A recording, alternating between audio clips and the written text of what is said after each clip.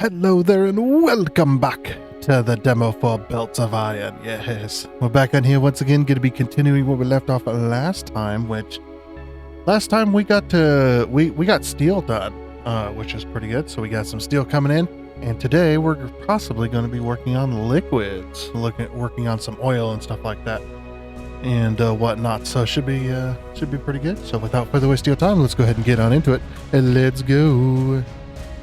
Alrighty then, and here we are. So, yeah, like I said, last time we had just finished steel, which has a byproduct of slag. Yeah, so talking about the slag from last time, we had discussed that I think the slag should definitely come in more use than it currently does. From what I can tell, unless it comes in down here somehow, which we're almost done with the demo, by the way, and it is it is the beginning of the month, so we're definitely gonna have to get this done. This might be the last one, we shall see. I will spend as long as I need to in order to try and get the demo done anyway. Still doing research and stuff like that, which is good, but yes, I think the slag could definitely come in more handy at a certain point, because the fact that the slag is only used for the alternate concrete, it kind of defeats the purpose of having the alternate, because then you're just making concrete forever just to get rid of the slag so that you can keep getting steel, you know what I mean? If you have that slag actually go into, it can go into an alternate recipe. Let's say the slag can go into making ingots, but you need so much slag per ingot, like say like 10 slag per ingot, and so you're having to put that slag through a machine in order to turn it into ingots, so then you can turn that into plate, so something like that, like just an alternate that is useful to the rest of the process. Concrete, as far as I know, this is just for building foundations, floors, and walls and stuff. It isn't for anything else. So, has a little bit of a problem. At least I don't think it is. I think over here, it's just stone, isn't it? Yeah, it's just stone and plates. Making those. Okay. Anyway, yeah, we're going to get started on liquids today, for sure. So let's see here. Let's see. We're going to need oil going into all different kinds of things. We're also going to need water, which is a little bit of a problem up here on the in the mountains. There's not a whole lot of lakes. So either we're going to have to do an oil operation somewhere else, which is possible, or we're going to have to bring the water here somehow, which, like I said, is a bit of a problem. It is a wee bit of a problem. Oh, we do have a river down there. It does stop though, which is a little bit weird. I know I've been all over this great land, getting the stones from the enemies and stuff, so we can do the tactical packs. And as we talked about last time, the tactical packs are fine at the beginning for, having to manually acquire it. You're manually acquiring all that stone just for those tactical packs. Can I make any? Need to be able to make a pump. And a bunch of pipe too. Oh, we should probably get that steel going into pipe, huh? Yeah, let's do that. But yeah, manually acquiring that stuff at the very beginning, and then when you get to like mid-game, you're able to have some kind of device that maybe it sits on top of those houses, and then it stops the spawning basically. But it allows you to then mine up the resource from it. Automatically. That way you can automate the process. Something like that would be definitely good. Or just have it to where in the beginning it costs that, but then later on you can make synthetic version a synthetic version, so then you can just automate the process. Yeah, Factorio did it. They did it like this for a while, where you had to manually collect, and then they changed that. And then Satisfactory, for a while there, if you wanted power shards, you had to collect them manually, or collect the slugs manually, and then turn them into power shards. And now you can actually, when you get into the late game, you can actually make synthetic power shards, and then those synthetic power shards then go into an actual factory. Because obviously the slugs are very limited. And if you kill the enemy bases, it seems like they're gone for good. I haven't seen any pop back up, or anything like that. You know, not like the aliens in Factorio, where if you leave a spot long enough, they will eventually come back. Maybe that should be something that could be implemented. All right, but like I said, yeah, we're gonna. Okay, so it's just steel, right? Making pipes. Yeah. So constructor. Constructor. 1, 2. All right. Oh, whoops. I immediately made a pipe instead. Give me a constructor. Okay. Let's go and put that down here. There we go. And then I'm going to put this here. And then we need some power. Bring that over here. Yep. There we go. And this can make us pipes. Max input is 80 per minute. Insufficient power, what? Do you see that? I think that's a bug. Yeah. That's a bug right there. Insufficient power, because if we look at our satisfaction here, 100%, and we're only doing 30. Looks like it's about to rain. I do love the way the clouds look in this game is such a crazy contrast from the art style. You know what I mean? I don't know if you could low poly them up a little bit more. Okay, yeah, coal's good. They look good. Don't get me wrong. I love looking at them. The clouds are very well done. Yeah, the Unreal Engine is very, very good at doing this kind of stuff. I mean, it's crazy. It's crazy that you had the same clouds as like Satisfactory's gonna have, you know? Man. Holy crap.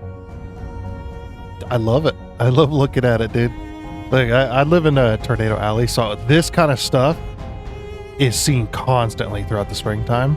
The spring, like, and the beginning of summer. You see this all the freaking time. And usually when you see this, it's probably time to start, you know, picking up if you're outside and getting inside, because it's about to storm pretty heavily. It's about to storm pretty heavily, and if it's very warm outside and you get stuff like this, it's also time to keep an eye on the weather just in case, because it might produce a tornado. Yes. When you get that warm air, that, you know, 80 degrees mixed with the colder weather coming in, then it turns into an issue.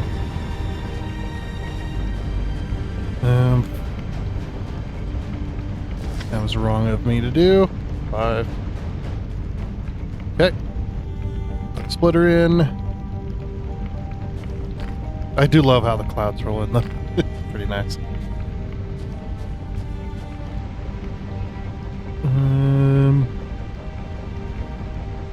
And the only reason I say Unreal, obviously I don't 100% know, but the only reason I say Unreal Engine is doing the cloud work here is because all the Unreal Engine games that I play that have a weather system usually are very similar. It is sad that Satisfactory got rid of their weather system, but they had to. Just because of the fact that they went from Unreal Engine 4 to Unreal Engine 5, so they decided to just get rid of the weather system. It was just easier. And then finally bringing it back.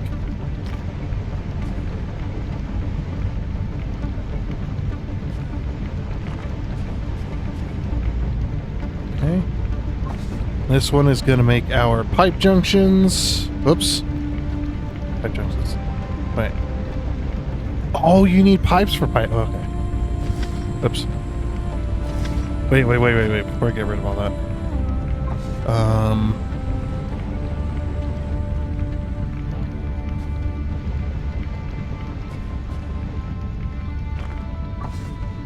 Okay. Which requires input rate of 80. Max output rate of 40. Okay, that's a little bit weird. Maybe the pipe junction should just cost steel rather than pipes. I think that's probably a better recipe. This seems a little weird that your max input rate is 80, the output rate is 40. So you'd need 2 constructors making pipes just to make one thing making junctions. That seems a bit steep. If it was a 1-to-1 ratio, I wouldn't care. I think 40 is probably fine. Like say input 40, output 40, 1 steel to 1 pipe.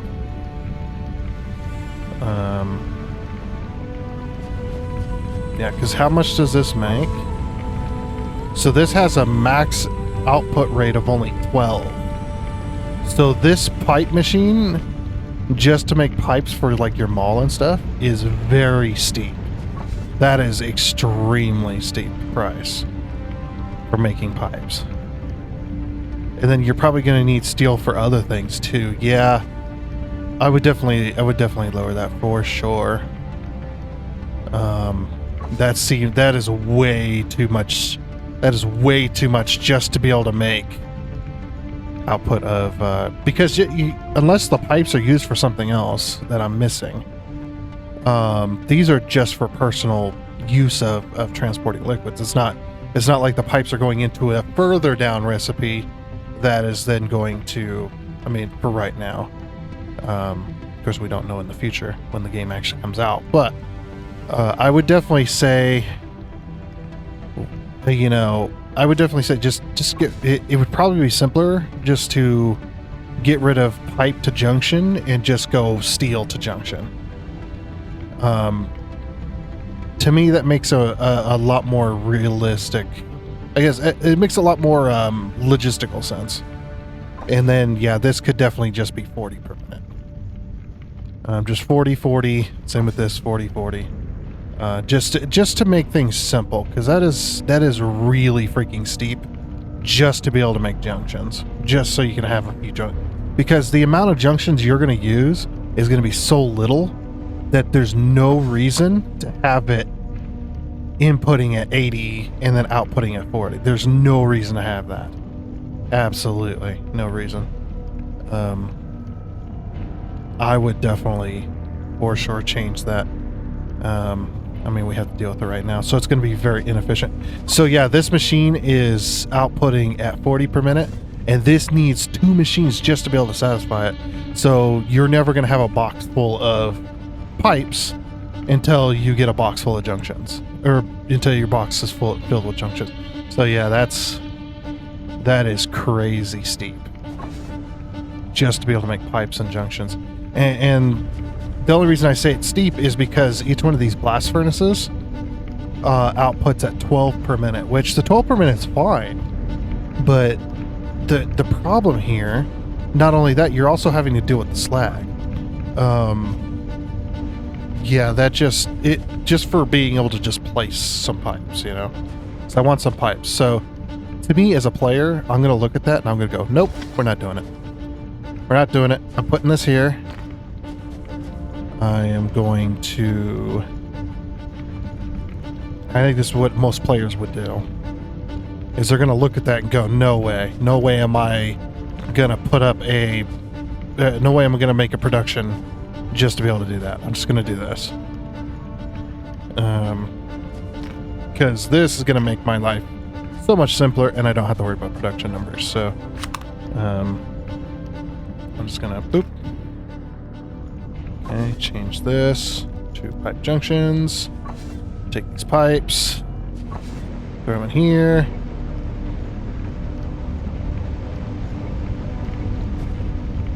That's what I'm gonna do, because there's no reason to have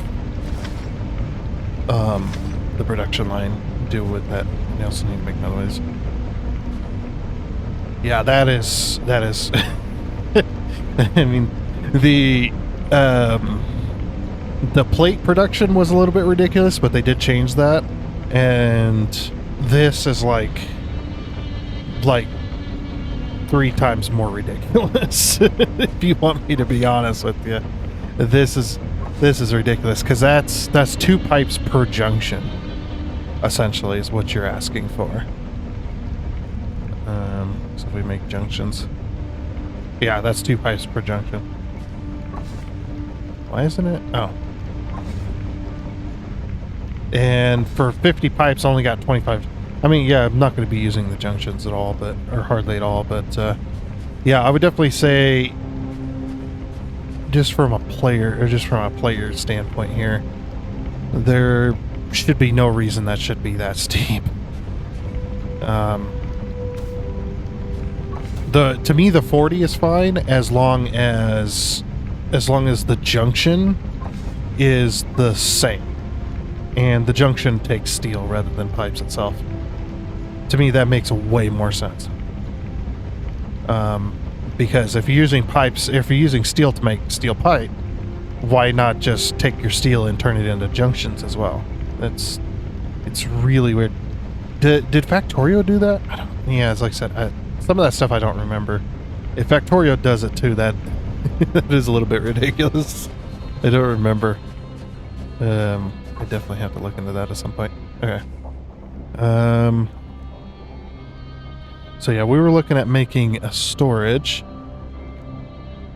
And on top of that, yeah, some of these recipes are just probably way too steep, if I had to guess. Like, do I have an assembler? I do. Let's put down an assembler. I want to look at some of this stuff, just so we can have some opinions of this. Okay, so if we were to say we want fluid extractors being produced, 160, 40 per minute, output rate is 20.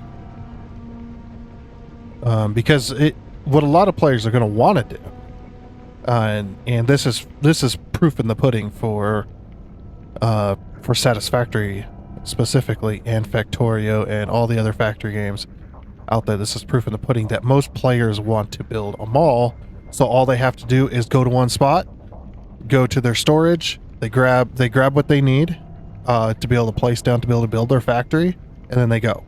They don't want to have to deal with some of this other stuff. Like this one is also a bit steep, I'd say. The pipe input is 40 per minute, which is really insane. Again, because this output it's output at 40 per minute. So uh-oh. What happened here?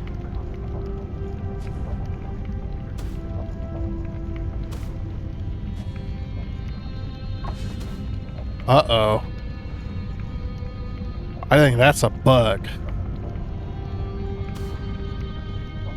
Yeah, that's my production line there.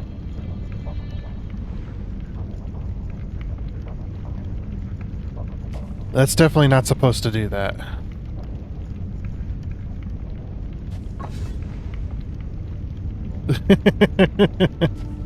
It definitely is not supposed to do that. You should be able to select inside the UI which output does what, because then you end up with this.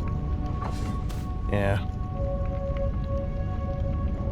Definitely. Well, then that's an issue.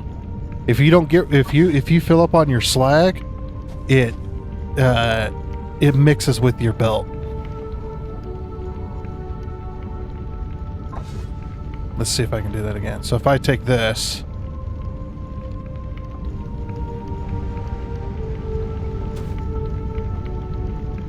yeah, why did that do that? Let me take another steel here.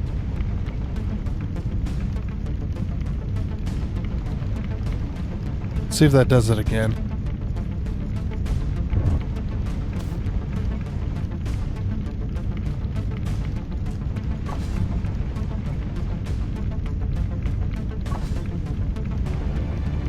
Yep, there it is.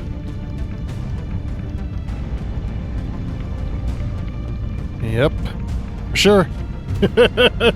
That's what's happening. All right, I do not think that's intended. I do believe that the dev does not think that's intended. Yeah. Okay. That's a bit of an issue. Yeah, some of these recipes are a bit crazy. They don't have to be this crazy high either, unless they're for another recipe down the line. I don't think they should be this crazy, this high of output. Like one machine, you know, you could have it do like 5 per minute or 10 per minute, and then take these numbers, cut them in half, you know, stuff like that. Just kind of, it doesn't need to be super crazy high. Crazy low numbers, and if we want to produce more per minute for whatever reason, because we're using a bunch of them, like a bunch of constructors or assemblers at our mall and stuff like that, we're using a crap load of them, then we can just add more machines to be able to make that happen. I'd say the production numbers output-wise, unless they're being used for another recipe, should not have high output numbers and high input numbers. They should have really low numbers for sure. Okay. Alrighty.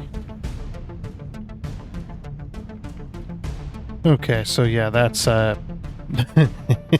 a major problem. That's definitely a major problem. For sure. Anyway.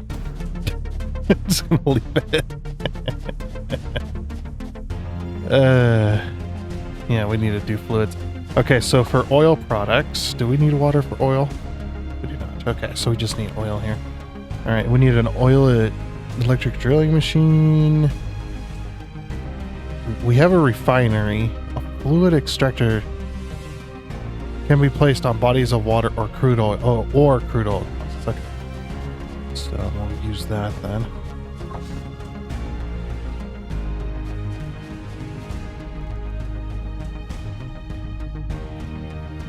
And then we can make... we not gonna make a fluid? Oh, neat. Iron gears for everything.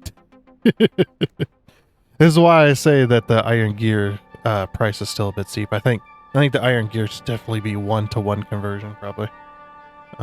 Just because of how many gears you need for everything. I think Factorial was kind of similar. Gears for everything. Anyway. Extractor. Grab that fluid extractor.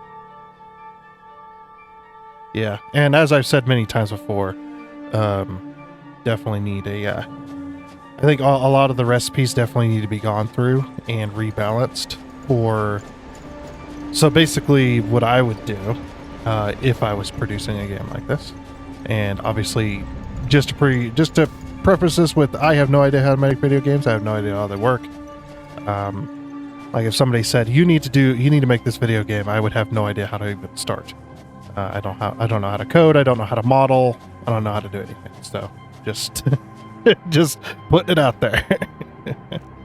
But what I'd do is I would look at all my recipes for the entire game and then start at the end and then work my way backwards to then for the different production lines and then go, okay, each, this factory is going to cost this much, or this recipe is going to cost this much.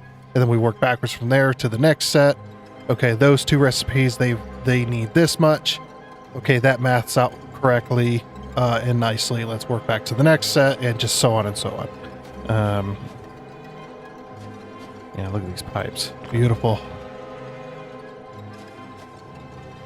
Okay, so did these work? Oh. It'd probably help if I had it powered. I'm no expert, but I think hooking up power will definitely help. Let's put you on top of this. Keep you above the ground. Hopefully you add like power towers and stuff too, like Satisfactory's power towers, but like bigger. just one up Satisfactory. Be like, look at my power towers. They're those massive ones that go, you know, the ones that span miles and miles and miles. You see them like way the hell up there in the sky. These massive towers that are holding on to like 8, 10, 12 freaking power lines, and they're just going across the freaking landscape. You know, those massive ones. Just one up Satisfactory. Be like, look at my power towers. Your power towers in Satisfactory are kind of big, but they're also kind of underwhelming in my opinion. And they definitely could go a lot further. But you just be like, yeah, you put one power tower here. Let's say we put it here, right? And then my next power tower can go all the way to that mountain on that side, and that's how far it could go. You know, go like 500 meters per connection point. And then at the bottom of the power tower, you have a bunch of these that allows you to connect to stuff, so you can make like a factory. That would be pretty fucking. It'd be just funny. Just make the biggest power tower, and be like, get a load of this. If it says factory devs, my towers go 500 meters, and they are, you know, 5 times bigger. I think it would just be hilarious. And then we get to the tower wars. I mean, they're having crane wars right now, which I wish I could get in on. I just don't have the time. But I definitely would like to. Oh yeah, what am I doing? Oil. I need to grab it. I was distracted by power towers. I'm a big electricity fan. I love working on like power stations and all kinds of stuff. It's really cool. Really cool stuff. Let's see. Oh, those have oil. Yep, you see the oil. The little water droplets. Interesting. Okay. All right, on we go. Whoop, I almost didn't catch that in time. I would have edited it out anyway, but oh, my nose hurts. It was one of those sneezes where you sneeze so hard that your nose just burns, you know, and your chest hurts, and yeah.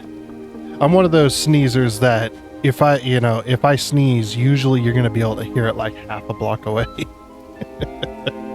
It's like a mini bomb going off. It's just like, what the hell? Like, what the hell was that?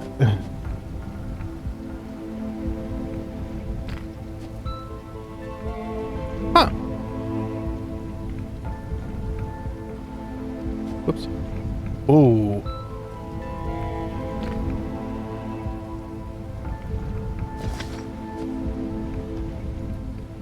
Huh. Interesting. Interesting stacker you got there. That's very interesting, yeah. For sure. That caught me off guard a little bit. I was not expecting that. It works though. It works really well. Yeah, look at that. Nice and tight. I know that's what she said, but 1, 2, 3. Alright, let's see if this works.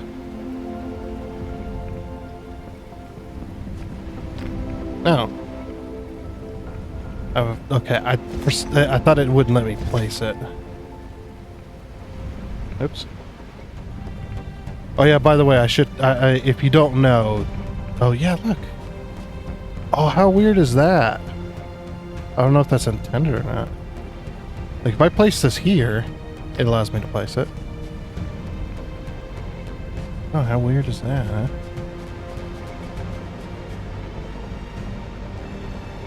Oh, yeah, we're getting industrious now. I would definitely suggest pumps. For sure.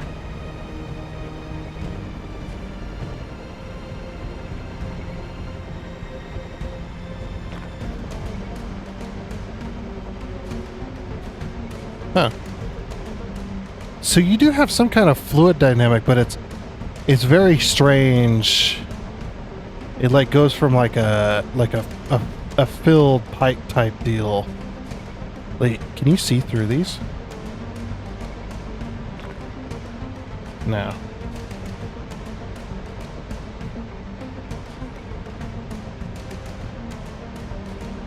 It's a very... The graphic on there is very weird, I would say. I don't know if it's... I'm not really sure if it's bad weird or if it's just weird. Probably just weird. Oh, let's move that. We don't need that there. So do the pipes have a throughput limit? Since they don't say, probably not, but I'm not 100% sure. Oops, I didn't need to make another one of those. Well, we should probably have two anyway.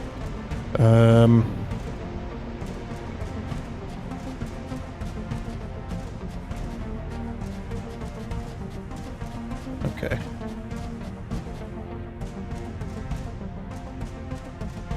Alright, let's see. Is that where I want it?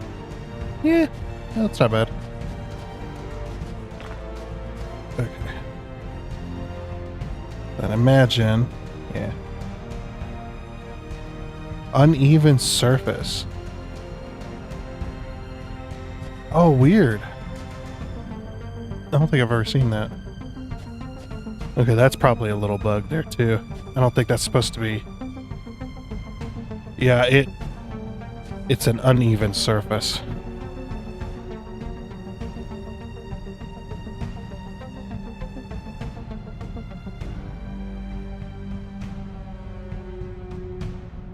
I can make it float.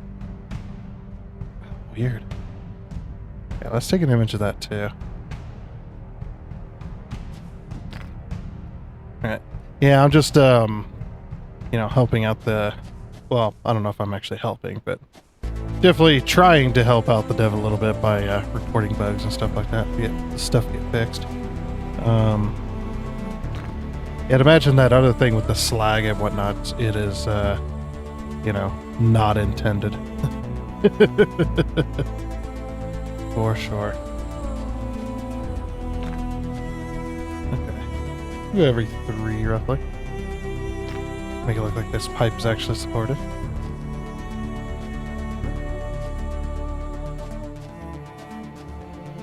Okay, so this only needs 1 input. Alright, so wait a minute. Let me grab some pipe junctions.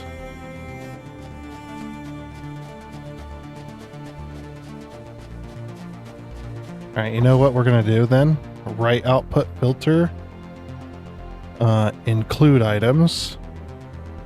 I want slag.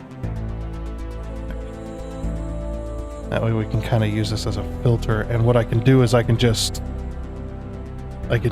bring it to another storage box for now.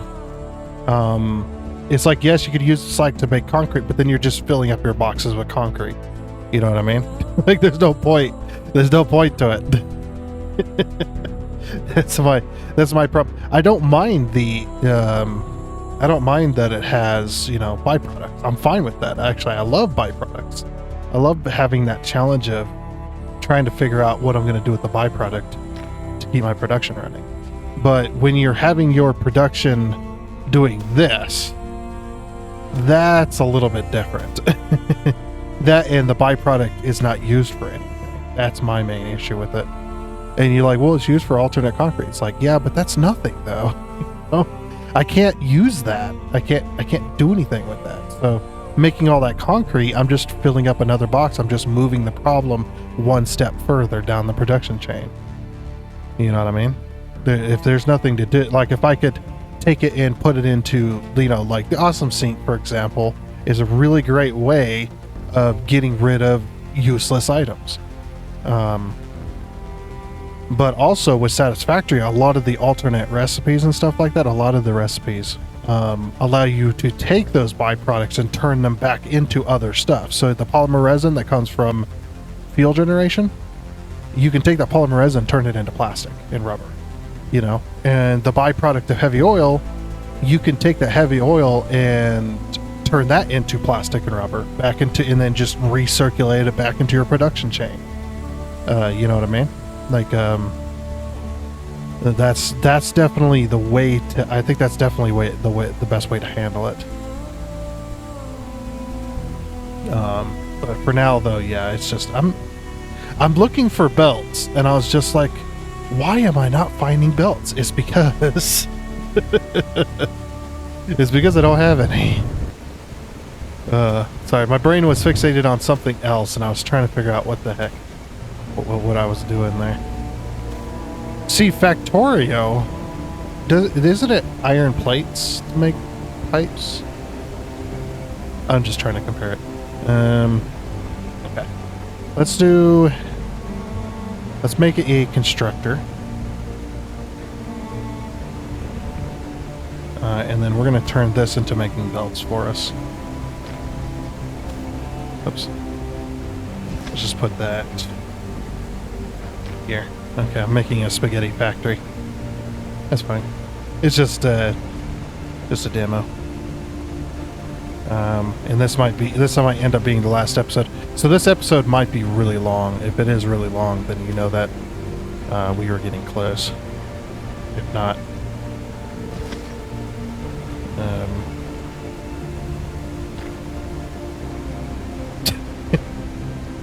oh, I do have some belts. Oh. Well, yeah, we're just going to solve the issue right now. Let's solve this. Oops.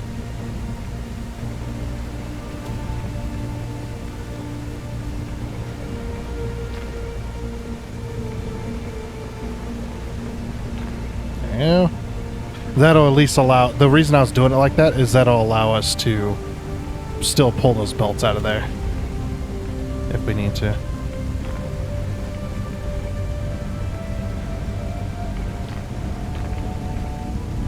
Okay.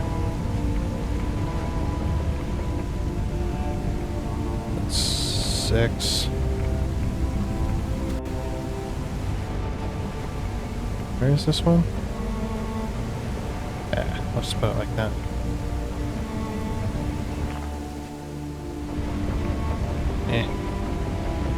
Since we can't lock these into place, it's really hard to tell. Oh, I'm an idiot. I have a service line here. Or I have a main line here. Okay, and this one can make me belts. Again, input rate of 80. You don't need to be making them this fast.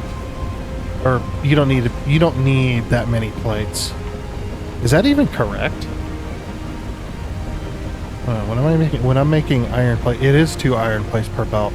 I'm fine with that because the belts, I would definitely go maybe output of 20 per minute, maybe 40, or I don't know. So it doesn't need to be this big. It really doesn't. It does not need to be that quick.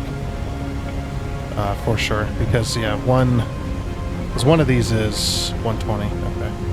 Yeah, I don't know. That one's a little bit more. This one's actually the conversion or the math here is actually not too bad. Also, that's a really weird. But yeah, the math isn't too bad on it. I would definitely say. Because you can definitely work that out. But at least we're making belts. That's what matters. Hey. Okay, what were we doing over here? Oh yeah, I was going to try and fix the slag issue. Like if I could take that slag again, like I was saying before, if I could take that slag and put it back into my production chain so that I have to use less ore, that's the best way to do it, in my opinion.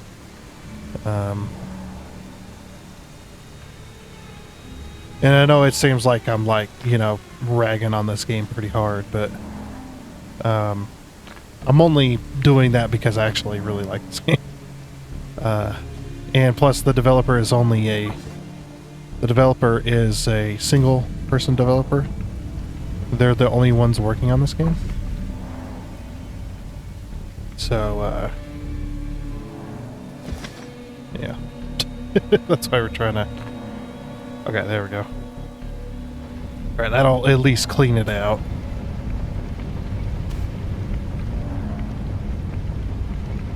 Or keep it clean, anyway. Yeah, so then what I'm going to do is I'm just going to take a stack of belts, or take a stack of pipes, and just put them in the machine. Yeah, you take all this. I'm just going to put them in the hand feed the machine, because there's no way I'm going to want to produce that much steel just to keep this at 100, running at 100%, and keep this running at 100% just so I can have that for my mall. That is ridiculous. The numbers are a bit high, for sure. And because I'm out of pipes, because I used them all.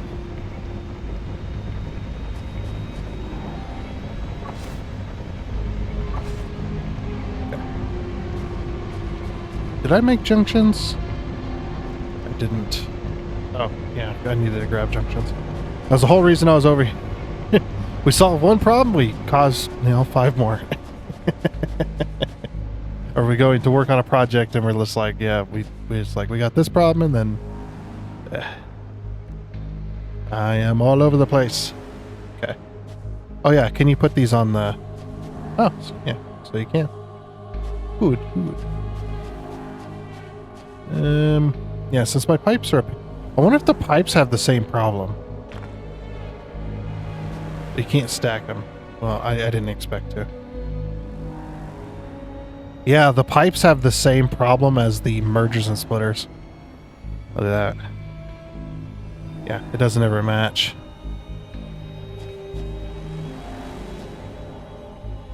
Also, is that like... Yeah, even the pipe junction's slightly higher.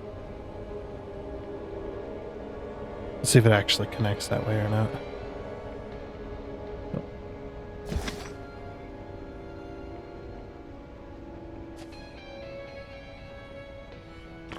See if it connects up straight. No, it doesn't. So the pipe junctions are not even on the same level.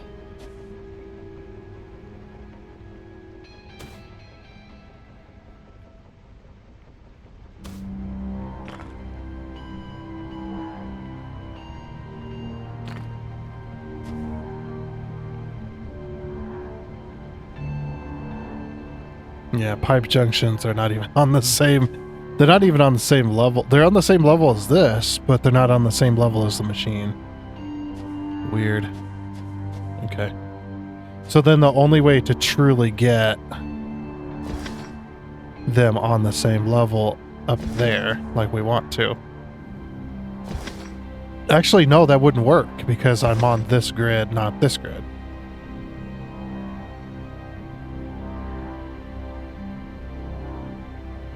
Okay. So then what I'm going to do is I'm just going to do it this way. Okay.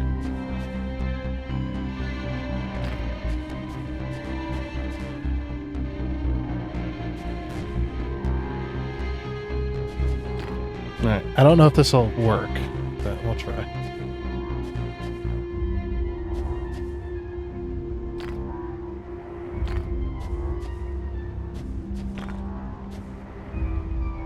Alright. Oh, weird. Yeah, it has kind of a flow mechanic to it.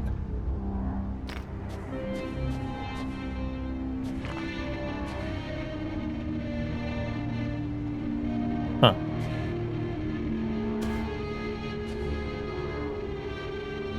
Oh.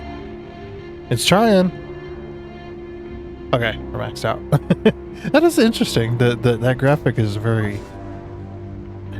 And I say weird, I don't know if I mean weird, but it's strange.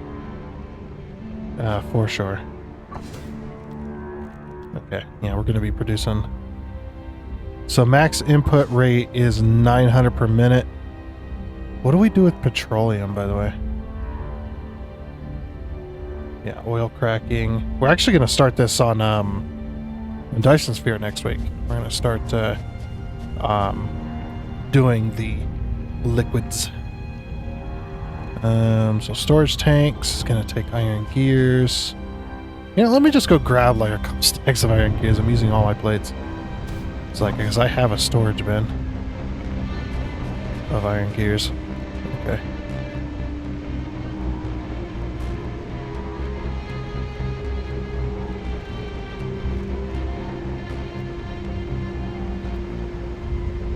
And 2. Alright. So 5. Oh, that's a pretty big storage tank. Oh, there's the... Oh, the fluid buffer. It's just like effect. Okay, the the inputs and outputs I think could be marked. Like have like, you know how you have the arrows on the splitters and mergers? Have one of each color on both sides. In the hologram, I think. Oh, they're not even on the same level either, or are they? No, they are. Okay, I was just in the wrong plane. Depth perception, ho! Name that reference. It's a nice reference. Was it depth perception, or was it, oh, it was like memories or something like that, yeah. Okay. Make 2 more.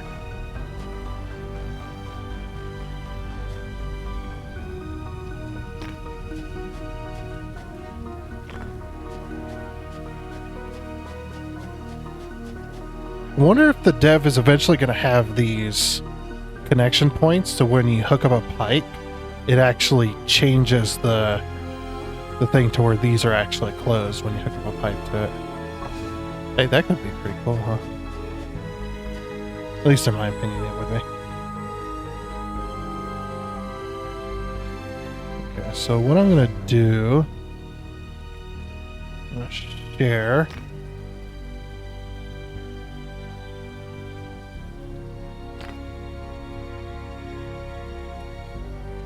There we go. And then 6.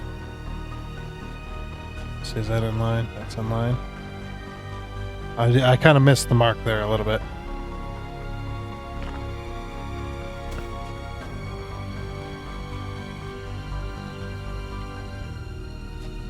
Okay. And 7.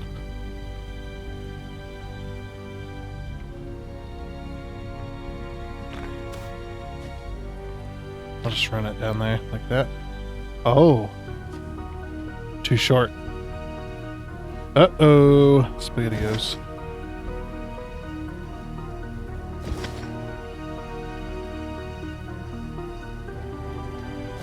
Yeah, too close. Why is it not letting me? Weird. Yeah, it's not letting me, right-click anymore. Oh. Uh-oh. Somebody got creative with the dismantle mode. I thought it was going crazy. Oh, very... Clap, clap. Very well done. Okay. I thought I was going crazy. I really did. I was just like, why am I having to left-click everything? But then I just didn't think about it. Very well done. Okay. Now that I've sorted that out in my brain, because this entire time I've been having to do that, I've just been like, why? I really thought I was going insane. I really did.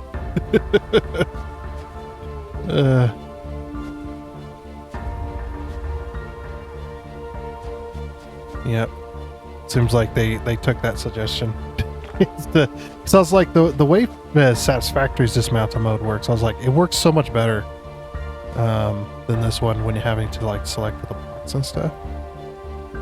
But then again, maybe I'm just crazy. And they had that way the whole time. That is also possible. So ignore me if that's the way it's been this entire time. And for some reason, I just thought it was different. Is that even in line? Yeah. That's annoying though.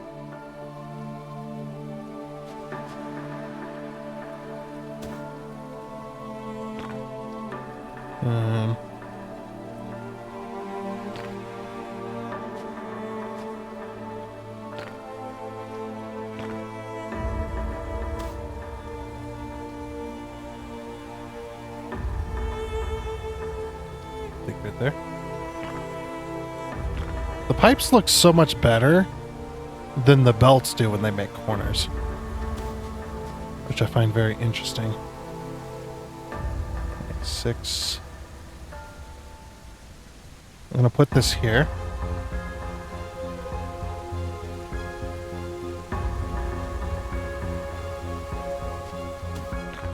Oh, whatever. It works. It works. Okay. So now I've got that working like it's supposed to. Okay, let's get these some power, shall we?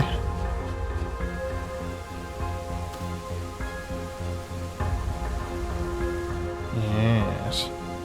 Power.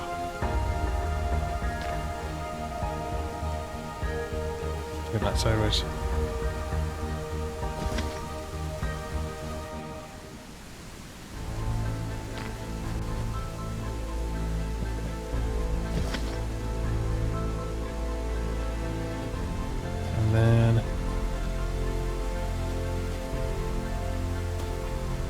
You go there, and that's my service line. I want my main line and my service line separated.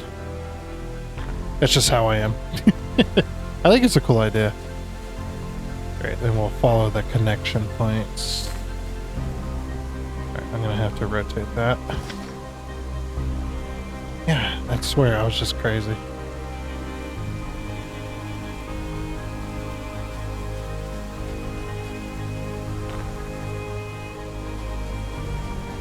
Bam.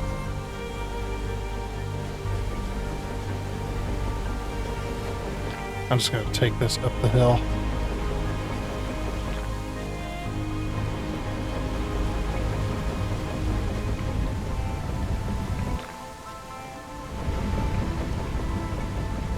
So now this service line is going to act as a main power line for this area. Why did I do so many poles? Because I can. But we are now... Ooh, fancy! We got our lubricant here. So does this make at different rates? It does. Okay, so petroleum is more than the lubricant. What is this graphic? It's so strange. It's very weird. It's like glib glib glib, and then glib glib glib. It's so weird. It doesn't even. I'm not trying to be mean here, but it's a little weird. Although this does look cool. The color, the bright colors does it does make me happy. We got our. So he does have fluid dynamics, a little bit of fluid dynamics going on, which is pretty impressive for a game like this, you know? Like, it's actually has a flow rate, and it has a fluid dynamic, and it's kind of like back and forth fluid. Are we getting enough oil here? Let's see. Yeah, so we're getting more than enough see what the flow rate is on this. Percent full. Yeah, do you see the flow rate's going down? Uh-oh. We're still getting enough oil, but... Oh, you know what I should have done? I should have looked at what the flow rate was on the extractor. That could be why that pipe's empty. I know I'm treating this like Satisfactory's fluid dynamics and whatnot. I guess we'll find out if my expertise in Satisfactory can apply here. I have ever very weird knack for using fluid dynamics in Satisfactory. I don't mean to boast, but 3,600 and the flow rate right now. So that pipe should be staying full, technically. Unless there's pumps that I'm missing, which I could just be stupid, but I don't see any pumps.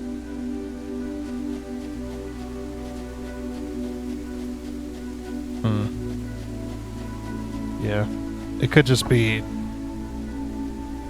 Yeah, like I said, I don't know if it's pumping or not.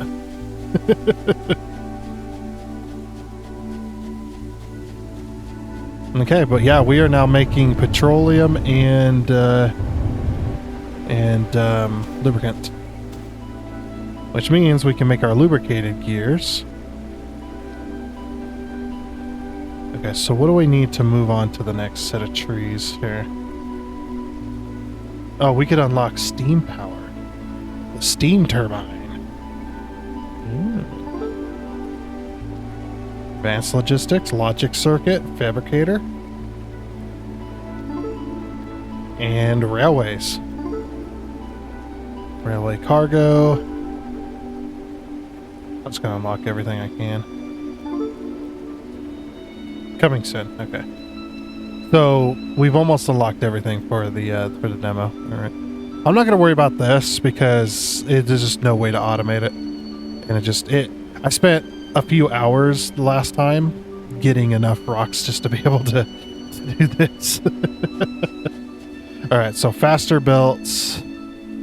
How do we produce faster belts? So lubricated gear. Okay, how do we get lubricated gears? Lubricated gear, where are you? Oh, well, of course I can't make it. What do I make that in? Probably the new machine, right?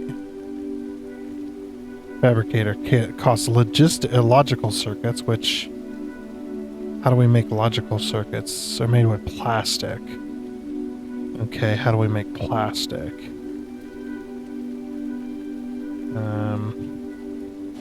That's not inside of here, is it? It is. Petroleum. Okay, so we take our petroleum and we turn that into plastic. All right. So then I'm gonna say, well, what's the rate here? Okay, so petroleum is 1,200 a minute. I'm just gonna need to make a couple more of these. Oops. Stop that. I just wanted to make 2 of these. Okay. So 4. Put this down. Okay, so the input rate is 3,600. So 1,200. So it'd be 2,400 for one of these. Actually, that's fine. That's fine because we'll use all of the petroleum because we're going to need to use that lubricant for the gears, right? So that's actually pretty good. So let's move this. You know what? Let's go back the other way.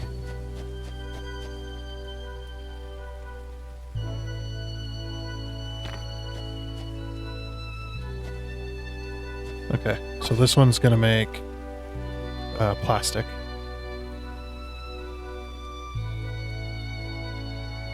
Alright, and then we'll combine these two.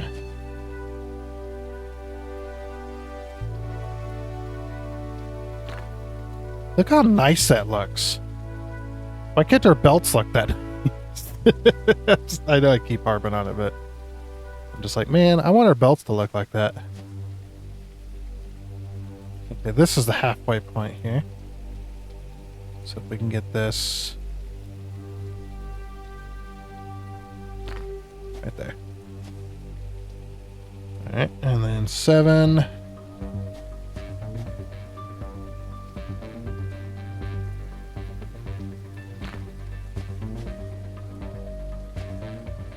Yeah, if there is a max flow rate on the pipes, I would definitely love to know that number. Just saying. Ooh. Okay, I take it back. That looks like utter garbage. Also, I'm not even in the right spot.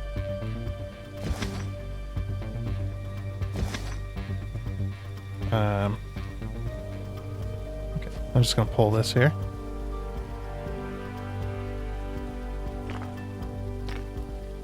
Alright. Okay, and then 5. Let's see. Let's put this here.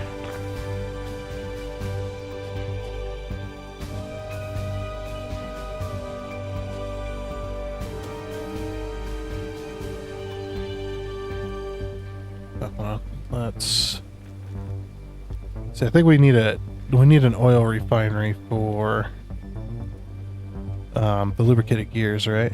Or am I wrong about that? I'm about to find out. Yes, lubricant. Okay, so lubricant 960 a minute. Are we making enough?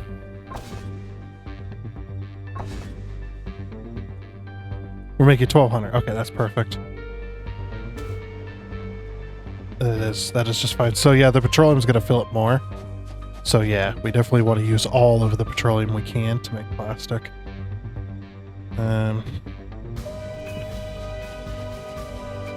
So then I have to bring this out like that. Like that. And then that.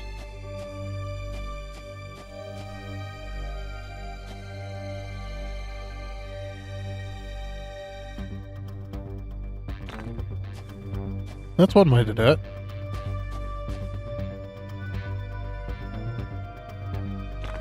Okay.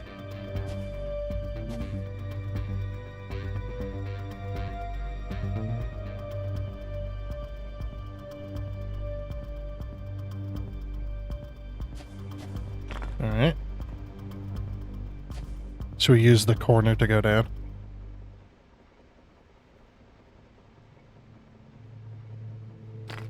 Yeah. Like a roller coaster.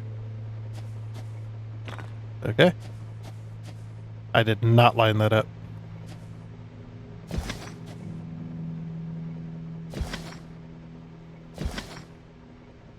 Alrighty.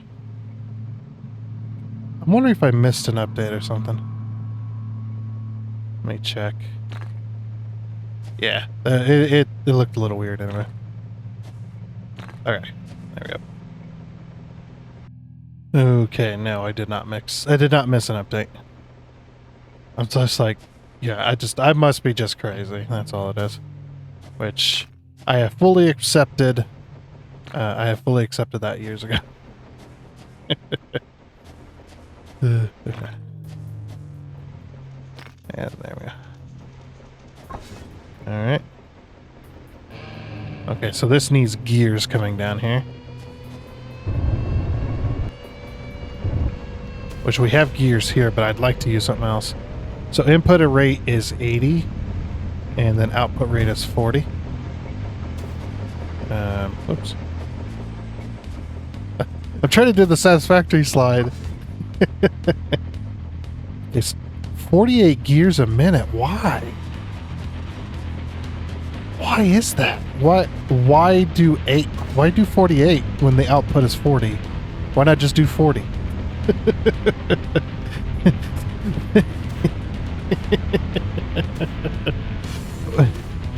I am genuinely confused by this.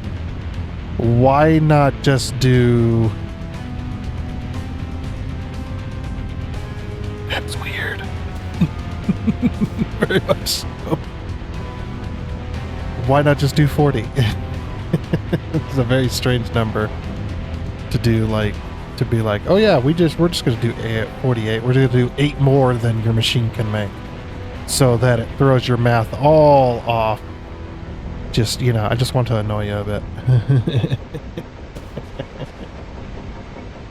And as I said, yeah, I think some of the production Some of the production rates definitely need adjusting. For sure. But they've already started, but definitely would like to see more of that.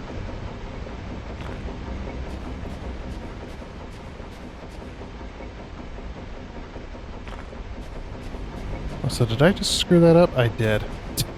There's a kink in my belt.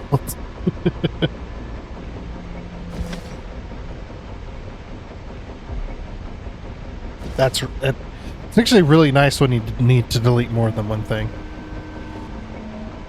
I love it. Maybe the dev just threw that in there to screw with me.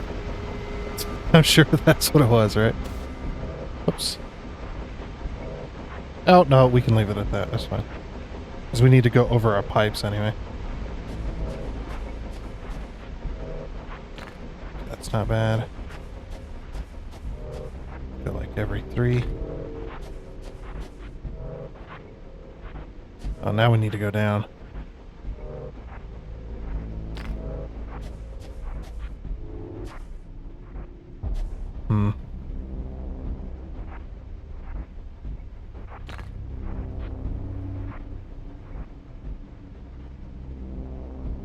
Sneak this underneath here.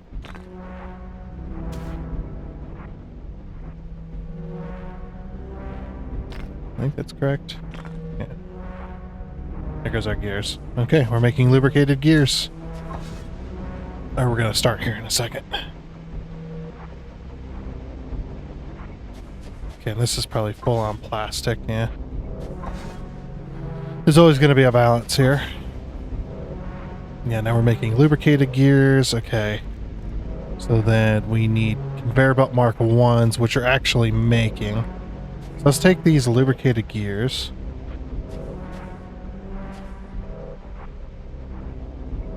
And let's put them right here. Into a storage box. Oh, they're bearings. Actually, you could call them bearings, and that would make sense. It'd make a semblance of sense anyway. Just be like, instead of lubricated gears, just be like, oh yeah, you're just making bearings. Like, alright. Cargo load. Oh yeah, the train stuff. Yeah, we gotta get the trains going too. Here in a minute. Okay, so then we'll take 4... Exciting stuff, this is. Alright, and then we're going to take this.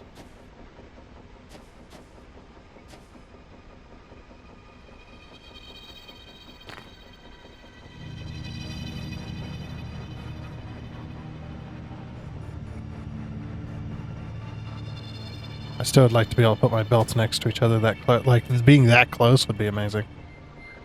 Also.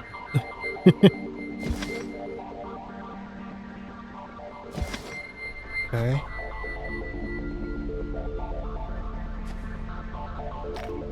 Let's bring this out.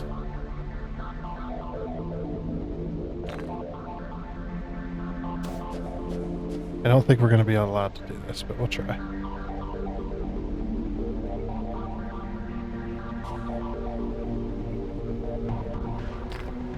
Oh, so we can do stuff like that. We just can't put it here. Because I can't nudge it.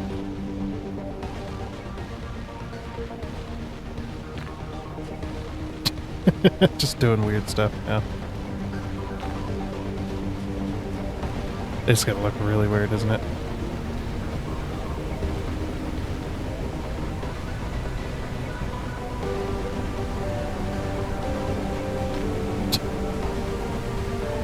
What am I doing? What am I doing? And then I imagine an assembler. Here comes the rain. Doo-doo-doo-doo.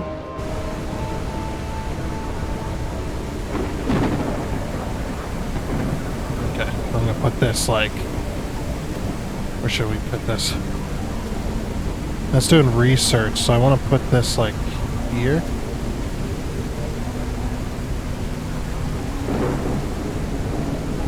Okay.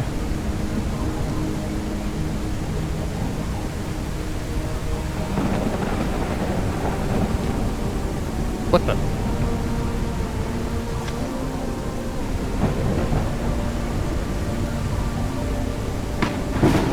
Oh, weird. If I place it just right, I can stick it there.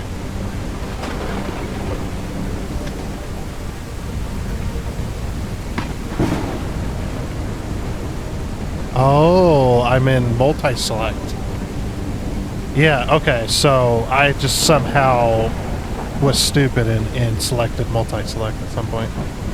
This whole time I've been like, we need a way to select multiple items just with selected. And then it's been there the whole time.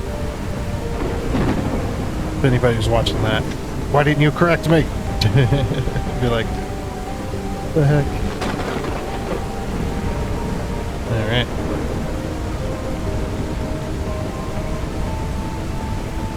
Oh yeah, we can't do that.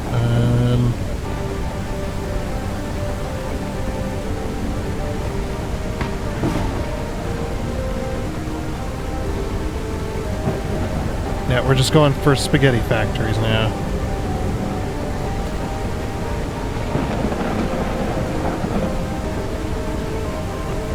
One, two, three. Okay. That is not gonna work.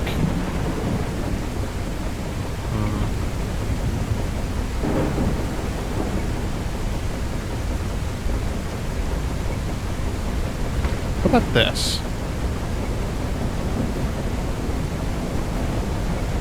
Nope. Okay. Yeah, that's definitely not gonna work.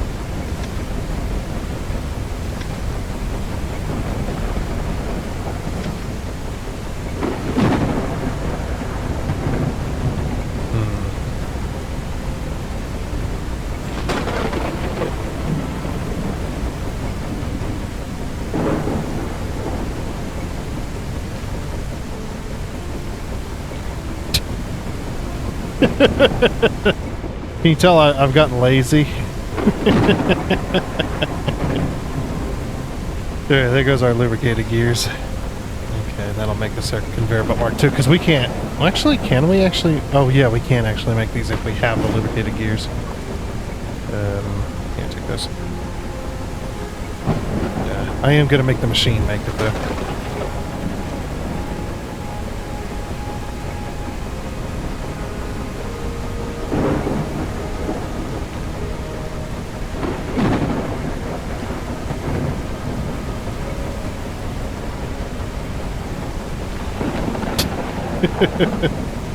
Like, yep, getting a little bit lazy.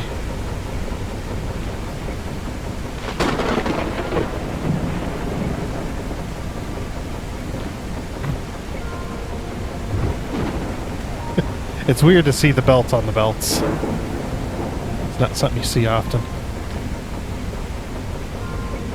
Okay.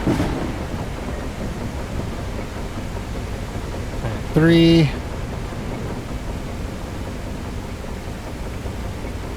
Okay. And 8. Hey! We are now making Mark II belts. Very good. So the input rate is 40 and 40. Okay. That's the output rate of this. Output rate is 40. Okay, so that maths, at least. And then the output of the gears, the lubricated gears 24,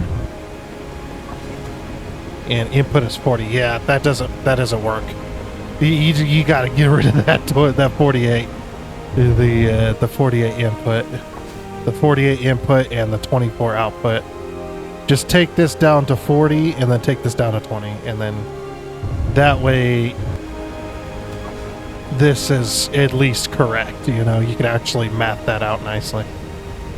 It's a very weird production rate.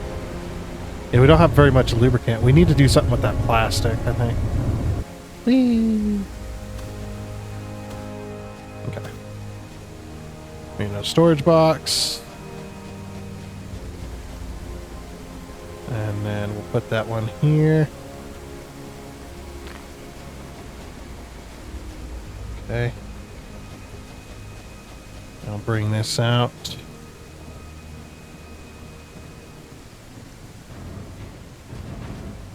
Oh yeah, we can't.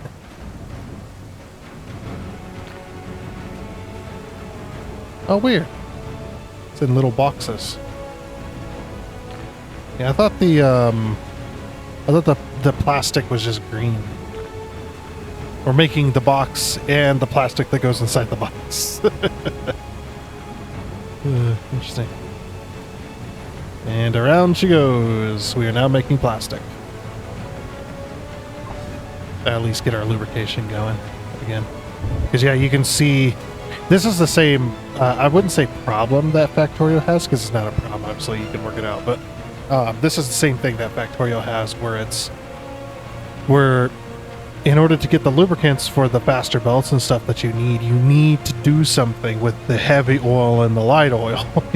You need to do something with all that if you want it to be used.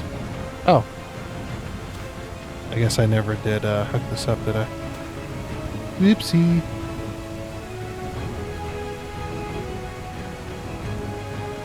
That's up in the middle. Never mind. It's not where I needed to put it, but you know what? It works. Why isn't this not... Oh, it is. There is liquid in there. I just can't see it right now. Same with the heavy oil. Why is the heavy oil so low? These pipes should be maxed out because of the... so the fluid dynamics are not exactly what you would say that they are. Because yeah, if you had two fluid tanks like this, I'm thinking of real life here, this pipe would be maxed out of these two fluid pipes because of gravity is pushing the liquid down, which since it's freely flowing into a pipe, it would definitely completely fill that pipe up in order to do that. I don't know if you could, I don't know how hard that kind of stuff is.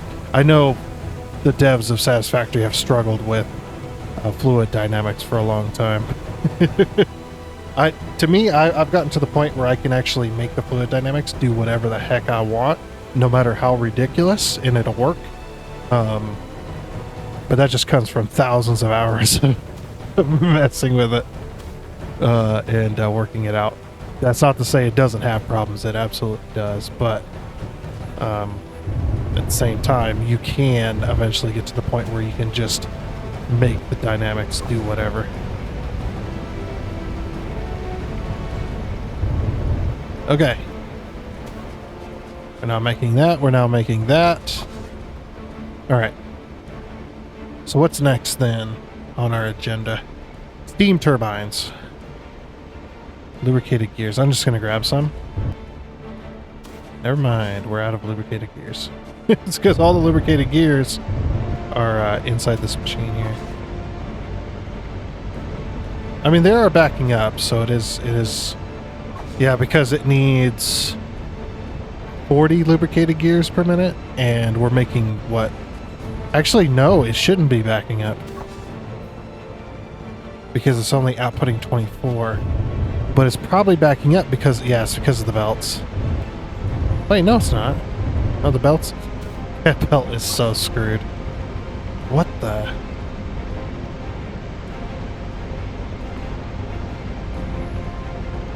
We should not be backing up with lubricated gears. Well, oh, you know why we're backing up.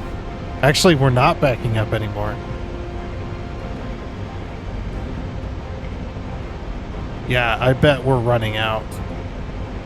Actually. With this. Okay. The other thing I was questioning is, can we upgrade? Yes, we can. Let's see it.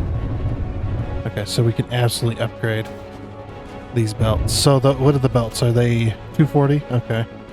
So then we can put two miners on one belt, and then we can expand our production lines and production chains even further. Yeah, that's pretty nice. The math works out perfectly there and whatnot. For sure. Okay, so we need lubricated gears in order to to do it. The only problem is this. The lubricant input is 960. And this one's producing 1200. Yeah, unfortunately that math doesn't really work out very well. Yeah, this should be like... Maybe this should be 1200. That way it's 2 to 1. Like 2 of these to 1. And since this is an input rate of 3600, maybe this should be 12. Maybe it should be 2 to 1 for each. I mean, that would make it a little bit easier to work it out, to math it. Although, wait, no, this is 3 to 1, isn't it? Input rate is 3600. Oh no, never mind. Okay, no. I'm an idiot. So yeah, this is 3 to 1 for producing plastic, which I'm fine with. I think this could definitely be 2 of these to 1 of these would probably work out better. So 1200 lubricant and then gears 40. That would definitely be easier on the player. Yeah, we were definitely running out of gears for sure. Okay, so yeah, I would have to have even more oil if we want to produce that. And we still need to do something with all the plastic so that we keep making, because we're just going to back up. Yep, there we go. Is there anything that needs plastic that we could produce? Logic circuits, wiring kit. Okay, so that's probably going to be... And we haven't even taken a look at this fabricator, which we need logic circuits. Okay, if we have plastic, we can make it. Okay, let's grab some plastic. How many? 8 logic circuits. Let's make 10. But again, weird number.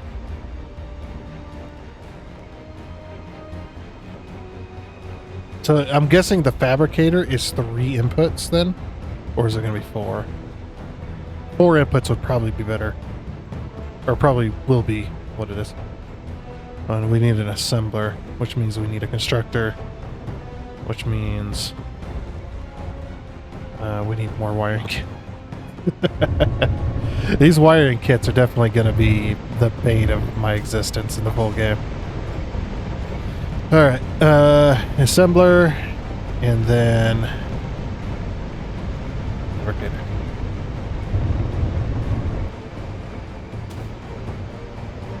Okay, so the fabricator, this is going to be interesting.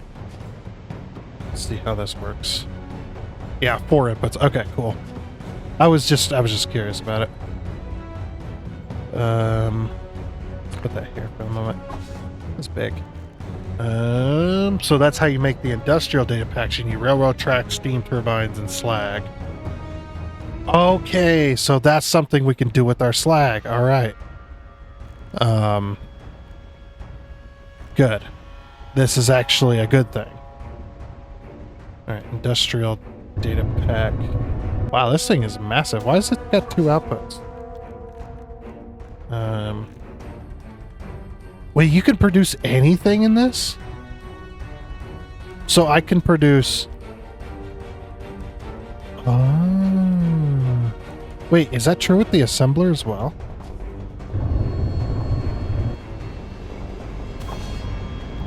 It is. I didn't think about that. Wait, no it's not. You can't make plates. No, never mind. No, you can. So there's no... Okay. That poses an interesting thought then. Is it better to have all the recipes available in every machine, or is it better to go like Satisfactory's route where the constructors are 1 input, 1 output, and only the recipes that are 1 input and 1 output actually are able to be made with that? That poses an interesting question. So this would be our next set of things. Okay. Wait, why do we need steam turbines? That is interesting. Okay. yeah. And again, apologies. I was an idiot on the other thing. Just like, okay. I'm gonna put this down here, and we'll center it up. It's only gonna have one output anyway. Okay, we'll put that down there, and then we're gonna have to bring our belts in. Okay, so industrial pack, which needs railways, and slag, and steam turbines. Actually, maybe it should go down here.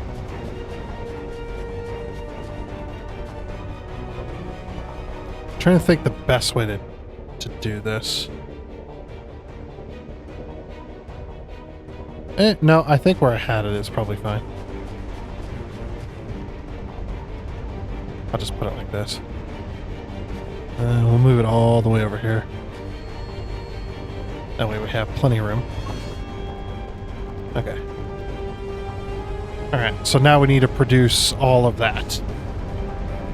30 railroad tracks a minute, 7.5 steam turbines a minute, and 75 slag a minute. I'm hoping those numbers are mathed out correctly and they're not just, you know, not just random. You just picked a bunch of random numbers.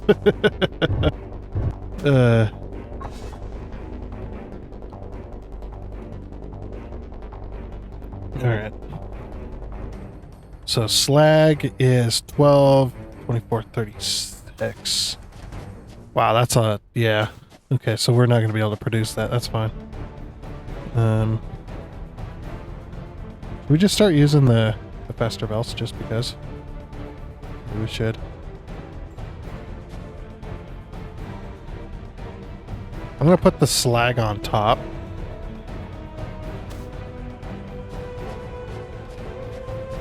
And then what we're going to do... Oh, look at them belts. Let's do a merger here. Oh. Yeah, total idiot on all that. I'm glad I didn't make the suggestion. It doesn't make me look like a fool. Merger. That in there. That in there. This one got slag in it again. Yeah, that is definitely an issue. I don't know. Wait, what? It unselected the recipe.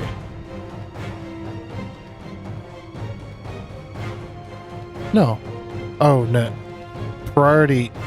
Weird. Pretty high, I guess? I was wondering why it was backed up.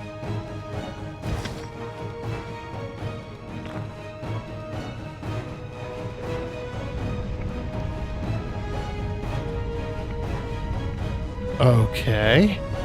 Yeah, the filters aren't working like it's supposed to. This needs to stop rather than allowing it through anyway. Oh, you know what? That's why it's doing that. Exclude items. Actually, no, we can just include items and then just have, say, steel. I don't know what the priorities are going to do for the filters, but yeah, only allow steel in there. Honestly, that should be assumed, but I am just a fool. Okay, so then the center input is going to be a high priority input. That way we're always constantly cleaning. Yeah, so then it goes like that. So if there's any slag here, it's going to immediately stop this line here from moving just to be able to get rid of the slag. Okay.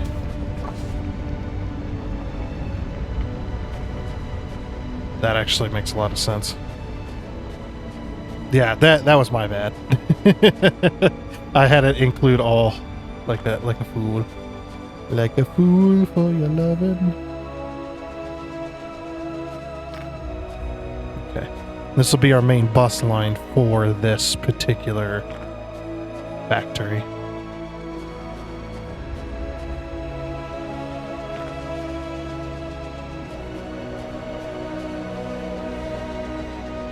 Okay, then we're going to need to go this way.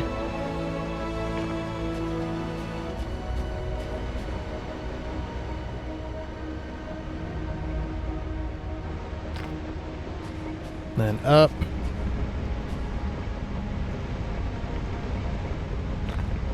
Okay. We'll go this way with it. No. Yes. Can't decide.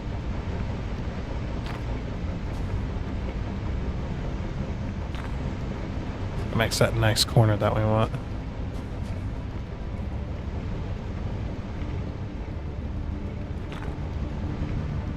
Okay. Now we're gonna go this way.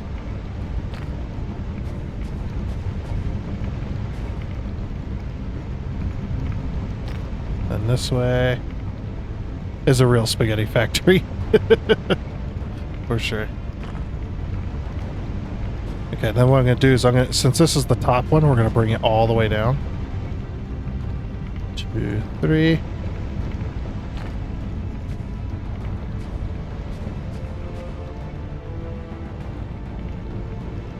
Oops. 1, 2, 3.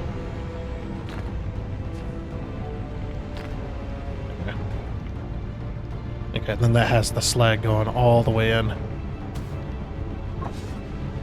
Alright. 5. Oops. And 5. Yeah, maybe we should just bring it to here.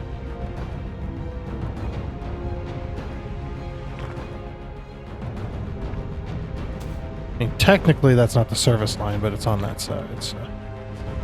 Okay, so that's now powered. Alright, then we can work on the other 2 factories real quick to get those making. Yeah, our plastic or heavy oil is full, so we're running out of lubricant now. Unfortunately. Wow, man. Alrighty then. So it did a little bit more work. I think something else that needs rebalancing, this is a big one, is the wiring kits. The wiring kits are way too low for how much each machine wants. Because these wiring kits taking 120 wire a minute and they only output 40. Now here's the issue, right? In order just to have this simple setup where we have one machine using wiring kits over here, this one wants 120 wiring kits a minute. Okay? And this one over here, which is the one making the turbines for our research, wants an additional 96 per minute. So if we take our don't have the calculator in front of me. Let's do some calculations here once it loads up. So we take the 120 plus 96, and that is 216 wiring a minute. Then we divide that by 40 a minute. That is 5.5. So 5.5 machines, right? And we take that times 120 copper wire a minute. So take that 5.5 times 120. That is 660 wire a minute.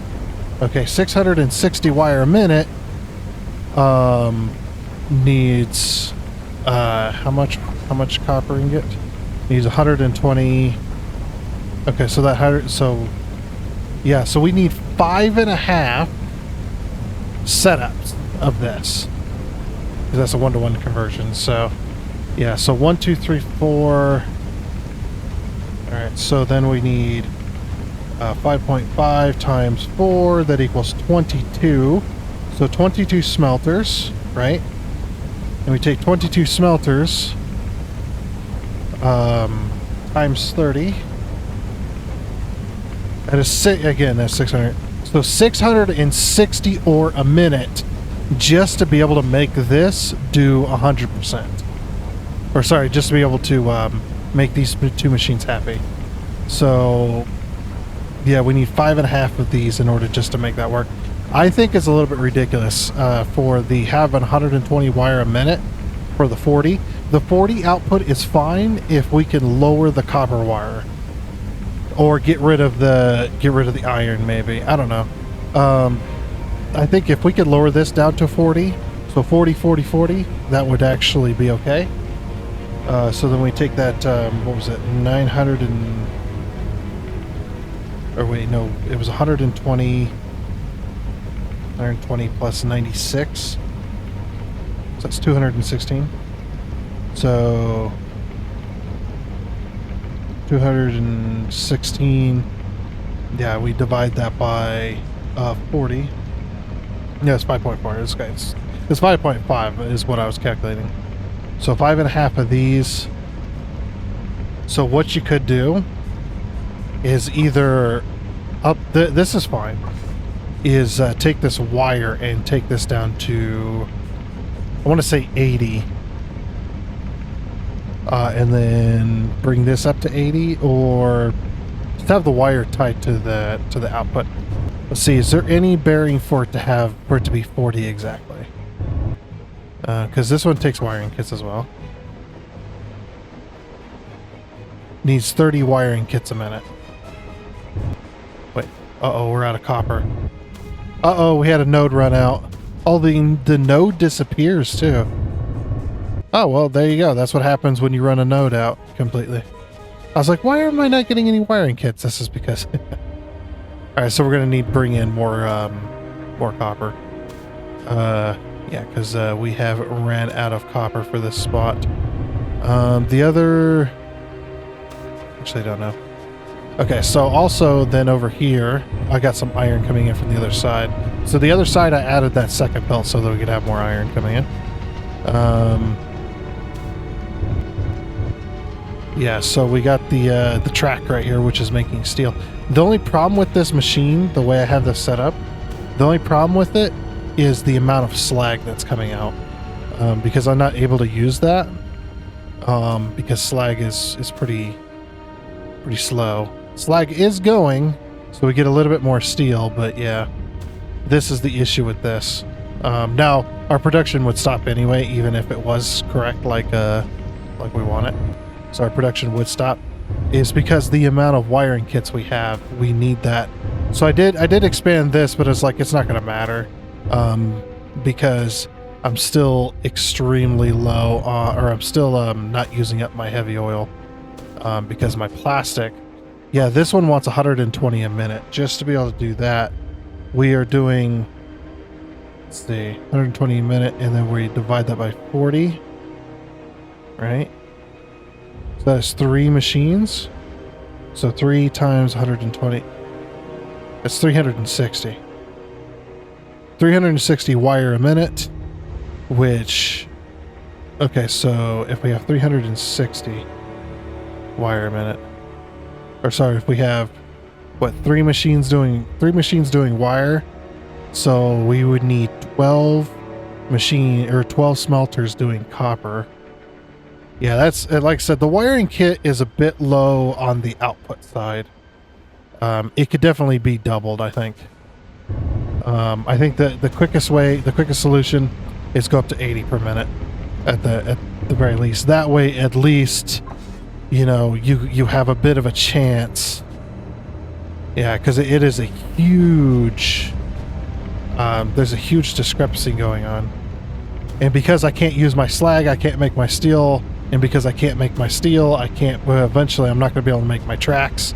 And then eventually I'm not going to be able to make my, my kits. And because I can't keep up with the production of wiring kits for the turbines, I can't actually make these, which means I can't use my slag.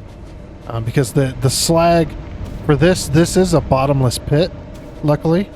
So the slag is going into a bottomless pit, essentially. I just cannot get my turbines up fast enough to be able to make that happen. Because my, and it's kind of a feedback, like I've got so many loops that are not functioning properly. Yeah, and the reason that turbines aren't getting here is not because of the wiring kits. The wiring kits are fine. It's because of our lubricated gears, which our lubricated gears, it wants 48 a minute, and we can't even, what are we producing, 40? No, we're producing 24. Oh, that's the reason for the 48 there. Okay, so you need 2 of these machines in order to make that happen. The only problem is you can't use all your plastic, because plastic isn't used for a whole heck of a lot at the moment. Like that's the main issue is plastic. Having to, or not being able to use up your plastic in a bottomless pit. I think plastic should probably go into something as well. Like we definitely need plastic going into a bottomless pit because the plastic, the amount of plastic that you make. So this one uses 60 plastic a minute, and my machine, let's see. My machine is outputting 60 plastic a minute. Okay, so I guess if you can get the wiring kits up enough, it probably would solve the issue, but again, like the low gear count coming out of this is also a huge issue because we need 48 there just for one machine. We need 48 there, and then we also need over here, in order to make our belts, we need another 40 a minute.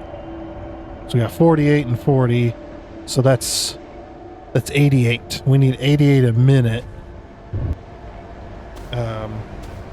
in order to satisfy that. This is just one machine, or one machine each. So we needed 88 a minute. We divide that by 24. That's 3.6. Doesn't come out nice math, but yeah, that's 3.6 lubricated gear factories. And in order to do that, so we'll say we need 4, just to kind of go up a little bit higher. So 4. Okay. Yeah, we'll say 4. So 960 plus, or times 4, 3,840 lubricant per minute. And then we take that number, and then we divide that into these, which is making 600. 600. So that's 6.4. So we'll say 6.5 of these. So 6.5 of these, and we take that times 1,200. That's 78,000 petroleum a minute. Okay, so 78,000 petroleum a minute.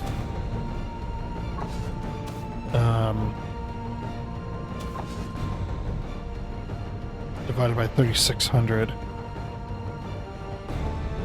Oops.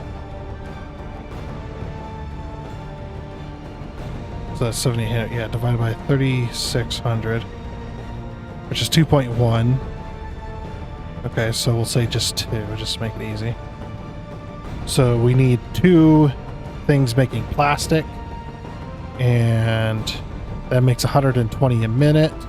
So then we would need 2 of these machines to be able to satisfy that production line. So then that's 240 wiring kits a minute.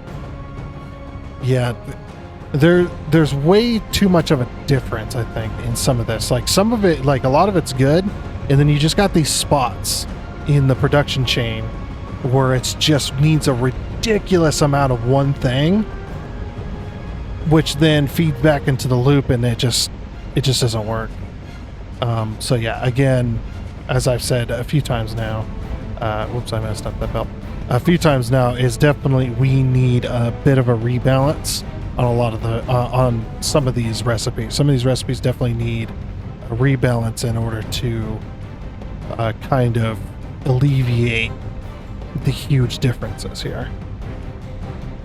If the plastic was going into a pit, like say the plastic was also needed, maybe that'll come to the main game, but if the plastic was also needed in this particular factory, because you need to do something with your plastic, and that's just not enough. Like I said, the plastic was in here and it needed, how much plastic were we outputting? Or no, sorry, the circuits. Maybe put the circuit boards as a bottomless pit. So the circuit boards, or whatever the heck these things are, these things here, logic circuits. If these logic circuits could go into a bottomless pit as well, I think that could definitely be useful. But yeah, right now, my problem is getting rid of the petroleum. Getting rid of the petroleum, the only recipe is plastic. As far as I know.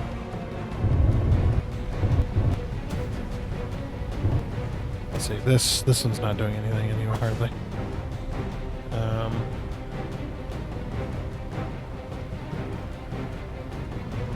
So nothing in here needs plastic. Yeah, the plastic could definitely be used elsewhere, I think. In something else.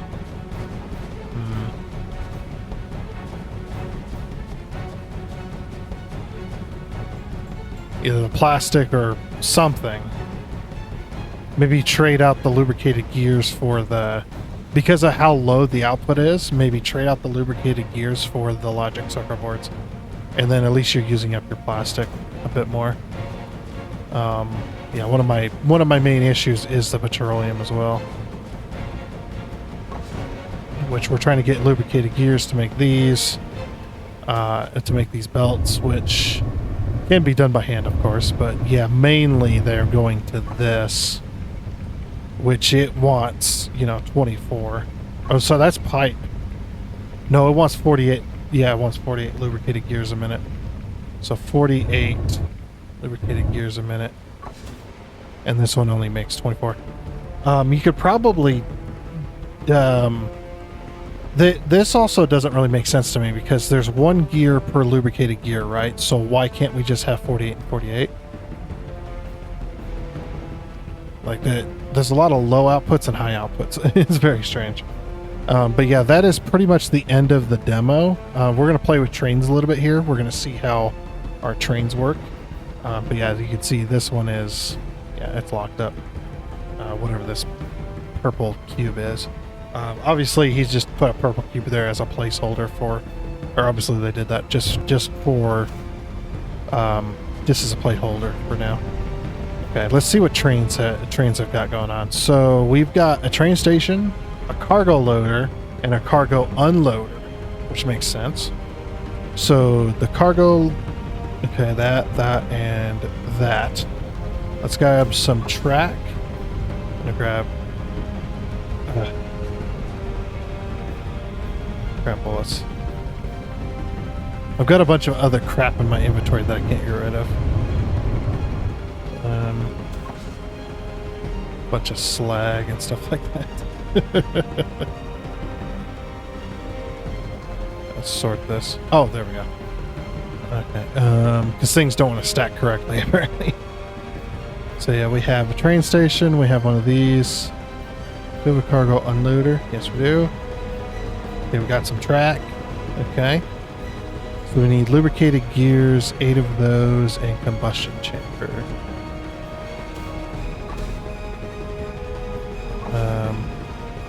So what does the lubricated gears? That's right.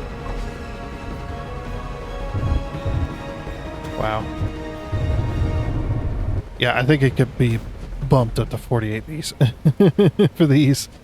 I mean, that lubricated gear.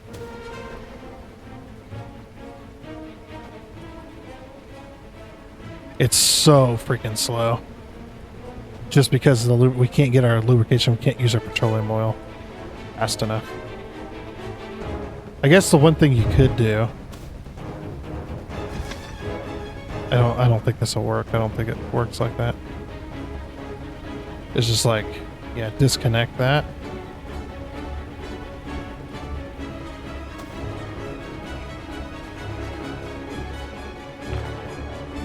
There we go.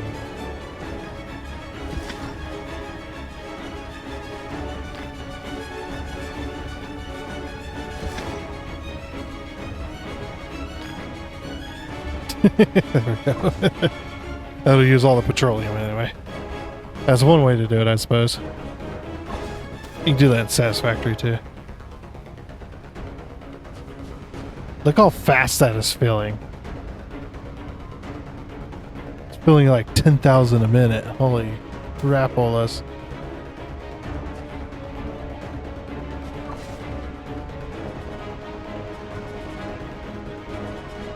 It's taking so freaking long.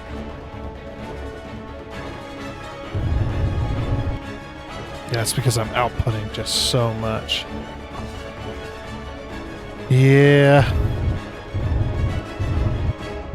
Oh wait, is this system not connected? No, it is. It says 1200. Why is it not outputting as fast?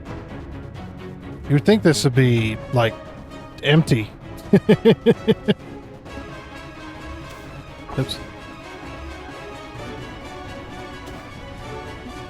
This pipe would definitely be full. There we go. At least we're making pretty decent speed. Okay. And no, you don't go faster on these belts when you walk on them, which is kind of sad. I don't even think you ride faster on them. Am I catching up to that gear? No. Anyway. And once again, yeah, this is backed up. Okay. What else did we need? We needed a combustion generator.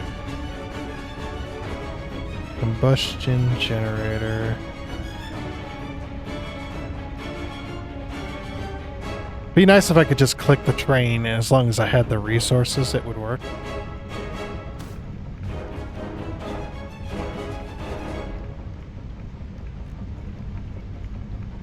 Alright, so combustion, where are you?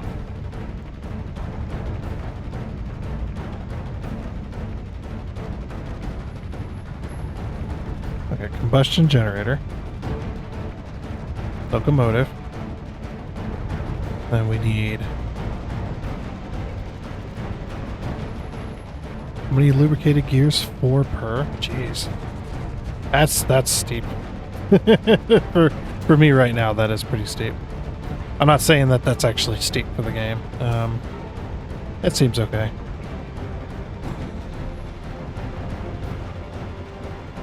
Because at the moment, I'm definitely struggling. I think the wiring kits are not helping, considering how much you have to put in just for how little you get out of it. 'Cause that's a lot.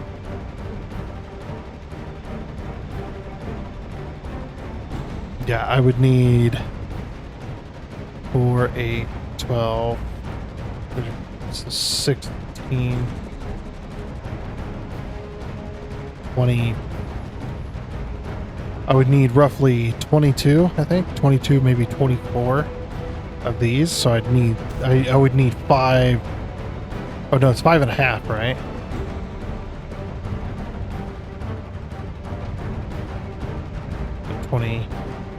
Yeah, 22, 24. So yeah, and we need 6 belts of iron just to be able to make that happen. Just to be able to satisfy the one thing, which is pretty crazy. We're just satisfied with what I've got here. Yeah, that's a lot. I guess at least we're getting our gears right now. Eventually, we're not going to be able to. So we're not going to be able to use that. Oh. And we ran out of copper on both lines now. Okay. Yeah, for the amount of copper that has to go into wiring kits, it is pretty ridiculous. I would definitely say maybe it would help a little bit. Okay, that should be enough for all 5, right? Yeah. I would say what could help is take this down to 60, and then take this down to 20. You could just subtract half. That way, at least one of these that's doing 120 can actually serve two wiring, and then it wouldn't be as daunting of a task to make that happen. I don't know. Okay, well, looks like we're out of copper, so we're definitely going to need to get more copper. So yeah, the copper node that we had here is definitely gone, as you can see. So yeah, we're going to need more copper. which means we're going to need a train probably. Okay, cargo loader. Oh, you're going to need... I bet the way this works, 2, 3, 4. 1, 2, 3, 4. I bet the way this works is it's 1 per car. I'm very curious to see how this works, though. Right, where is our closest copper? 720.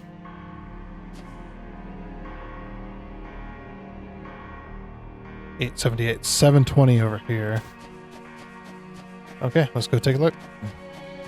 Alrighty, here we are at a copper node. Had to take out some aliens, but or some doggos.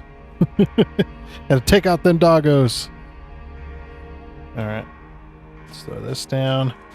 Oh yeah, how are we gonna get power out here? We're gonna have to run a power line too. Didn't even think about that. Okay, so how does this work? So we got the loader here. I bet this goes on a track. I bet you have to have the track in place. I think what probably would be better, let's put this here, is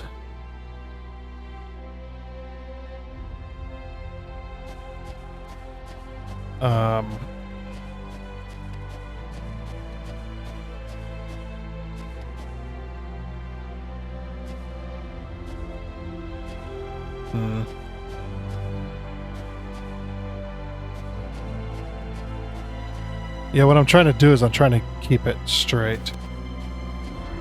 Right, 7. Okay, no, 6. Alright, here's our loader. Is to have the, I think what would be better is to have the loader and unloader have its own track, just like Satisfactory. I think that would be the best way. And it only goes on one side. Oh, never mind. I'm just a fool. Okay, so then... So say the train rolls in. Right.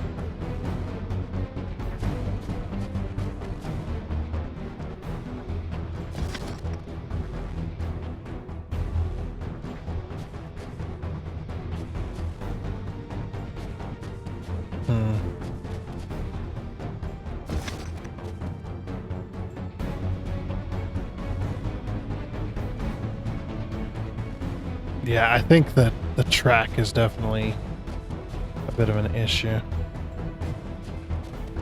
What the? Oops.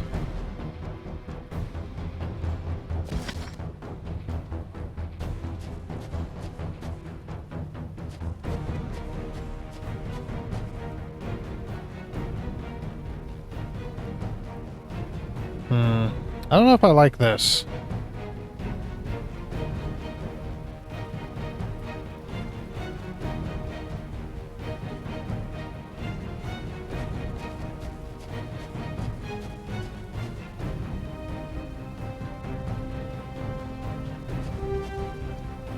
Oh, I see how this is working. Okay.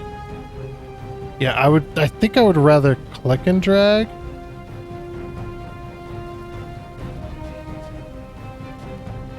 Okay. So that's the reason it's like that.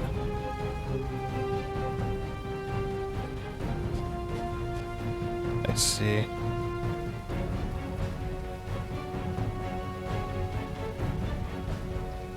Which makes it a little bit difficult to plan this.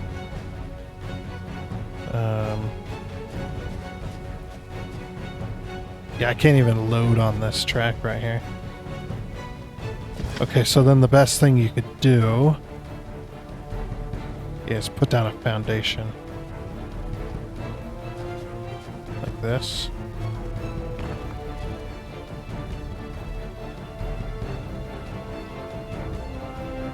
Oh, we can't nudge it up.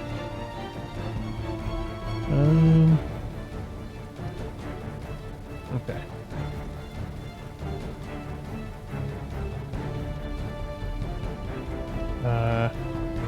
Oops. bit of a concrete wall. Let's see. Let's put it like this.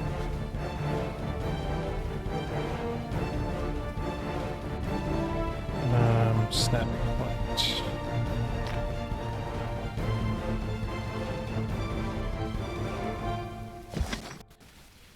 Alrighty, so you have to build. You would more likely have to build a platform in order to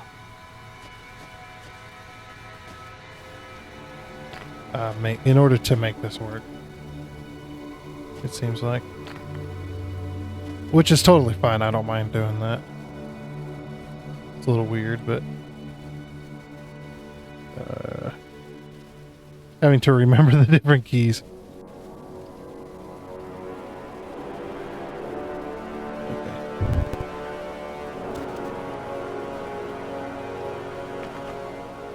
Oops.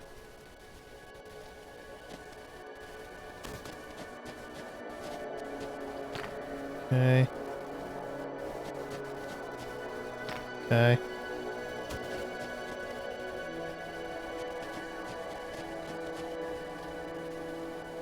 Okay. Alright. I think that's about what we're gonna do.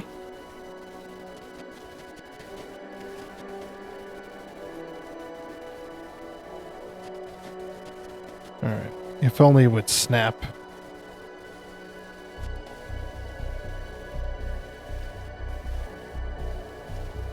Okay. Oops.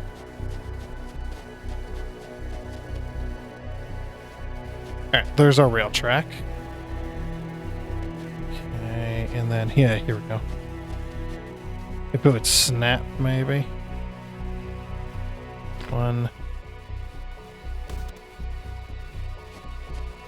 Okay, it knows how big the train cars are, but I don't. Which is making this a little bit difficult.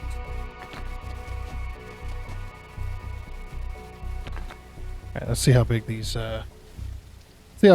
train cars are.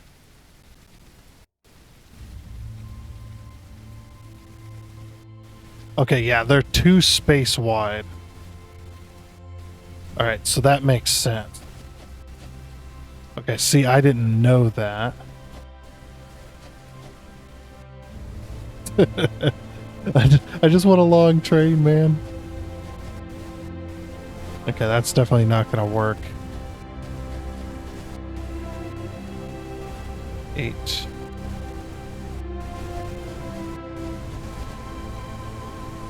Okay, pull that out to there. And then let's grab some foundation.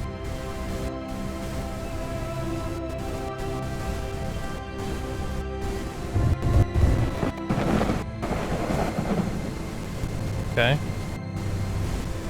I do like the long train cars. That is pretty nice.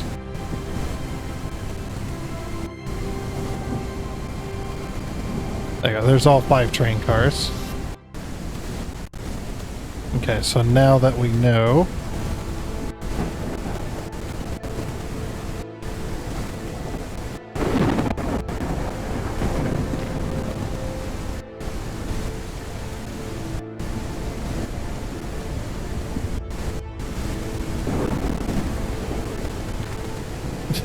okay, 1, 2, 3,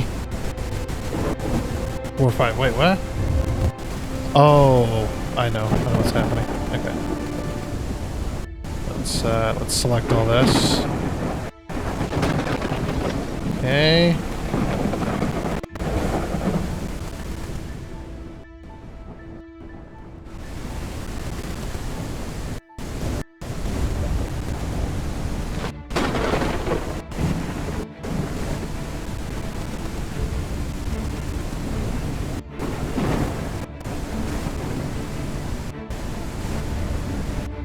The corner is, the way this is working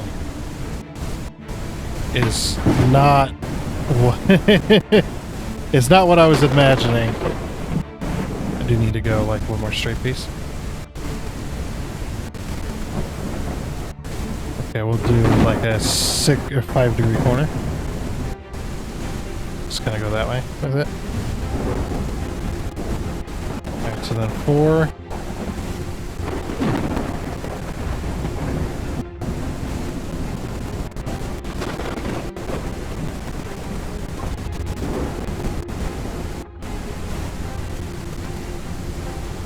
Oh, but you can't get in it. Okay. Alright. Then let's say... Okay, so we need the train station now.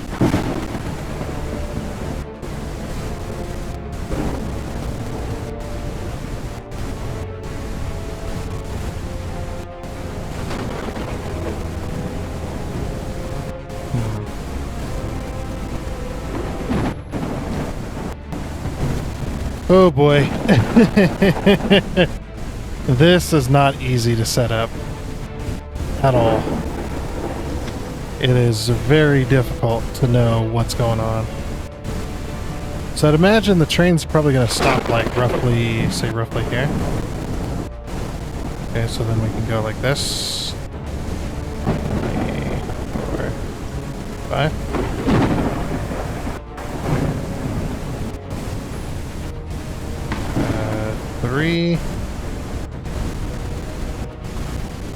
If I had some advice for this, I would definitely say have the loaders and unloaders be have their own piece of track in here, so that you can just snap stuff together. And then that way the loader's in the middle of the car, have it 2 foundations wide, and then you don't end up in this situation. Just to make it a little bit easier and faster. Okay, we need our splitters. 6.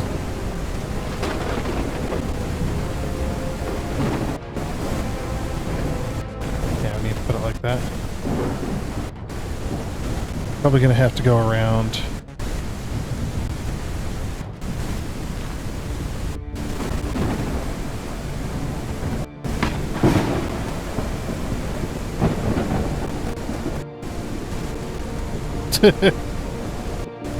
It's not easy to line up at all. This is just... It's just not gonna work. Well, it is gonna work, but it's gonna... Oh, and they're not even in the right level.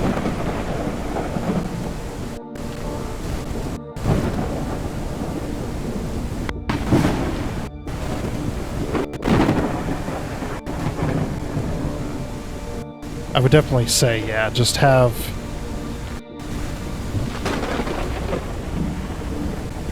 Okay, yeah, we do need it.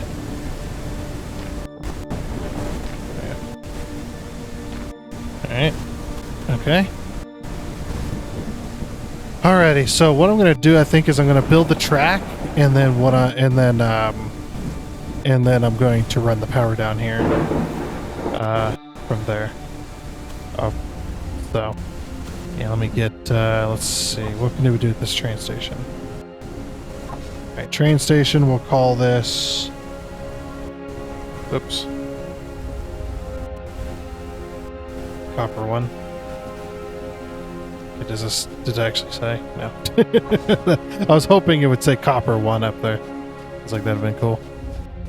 Alright, well, at least the train's set up, and we know roughly what we're doing.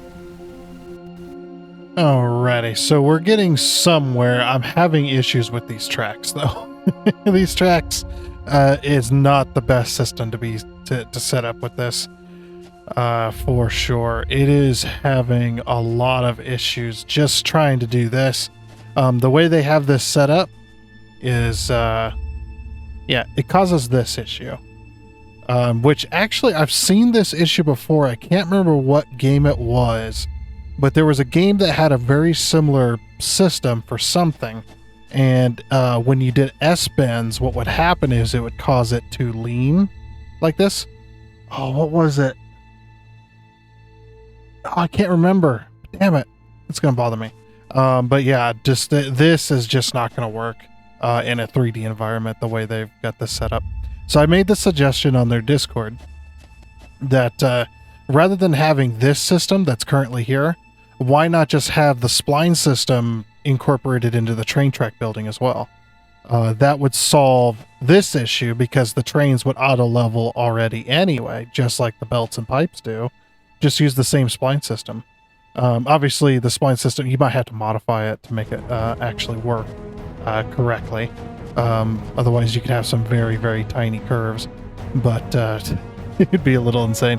But yeah, definitely have to where the curves are limited to how sharp they can be, and whatnot. But yeah, this current system is it's just too much.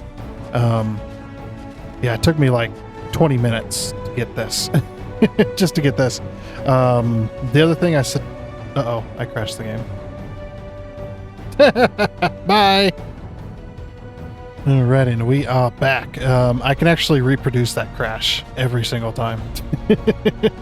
that crash we just had, every time I went to place the rail or replace the engine as soon as it would connect.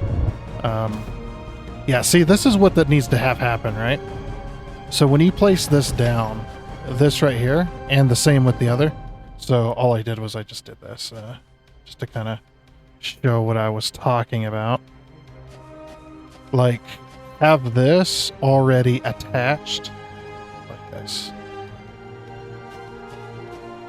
So let's center up that port. There we go. So yeah, just have when you go to place the unloader, the loader, and the train station down, the track is already attached to it as one piece. And then what you can do is you could just grab this. Say I grab the unloader or the loader, I can just snap it directly to the end of the track, and then I could build out my train station, extremely quickly, and have the train station obviously the same way. Yeah, because I think what they're doing is they're doing Factorio style, but the problem with it is Factorio is a 2D game. That's why it works so well when you're talking about being able to slide the train station up and down the track and put it exactly where you want it. The difference between those two, between that game and this game, obviously that one's 2D, this one's 3D. So this type of track placement, which is kind of what Factorio has. Obviously, there's no elevation, but yeah, Factorio has the same kind of, you can only do corners so sharply and stuff like that. But also, because the entire world's gridded, it makes doing dual rails and stuff like this, back and forth rails, doing dual rails like this, or having it go back onto one rail, that kind of stuff. It makes it extremely easy because the entire world's gridded. I think it'd just be far easier just to use the spline system on the tracks. And then the same, like I said, the same kind of thing with this. So just have the track already attached to the loader, to the unloader, to the train station. Just have it 2 foundations wide, and then that will allow the train station to pull in exactly where the player wants it, just like in Satisfactory. Satisfactory, the loader, unloader is one piece, of course. But you have the train station, and then you have the train platforms that load and unload the train. Those are all pieces. They have the track built in, and they snap together. Just right off the bat, they snap together, and it just makes train building so much faster and easier on the player. Because currently, if you want to build out a train station like this, you have to drag the track in. You have to know, of course, exactly where the train is going to stop. So you can have your loader. I mean, it'll probably still work, but so that I can, me personally, I like to be very particular where I want my loaders and unloaders to be in the exact middle of the car. Now, obviously, not everybody's going to play that way, but yeah, it's one of those things though that it's just this system can be done so much better, and so much better than it currently is. And it's just not going to work the way it is currently, at least not easily. I mean, obviously it works, but yeah. So if I want to say I want this track to go that way with a parallel corner going that way as well, obviously I can do that, but it's going to take me forever. Just to see, this is in a straight piece, so it's like, okay, I want a corner. So let's go as sharp as we can. Okay, come on. There we go. Okay. And then pull that over here. I don't know why that is able to connect.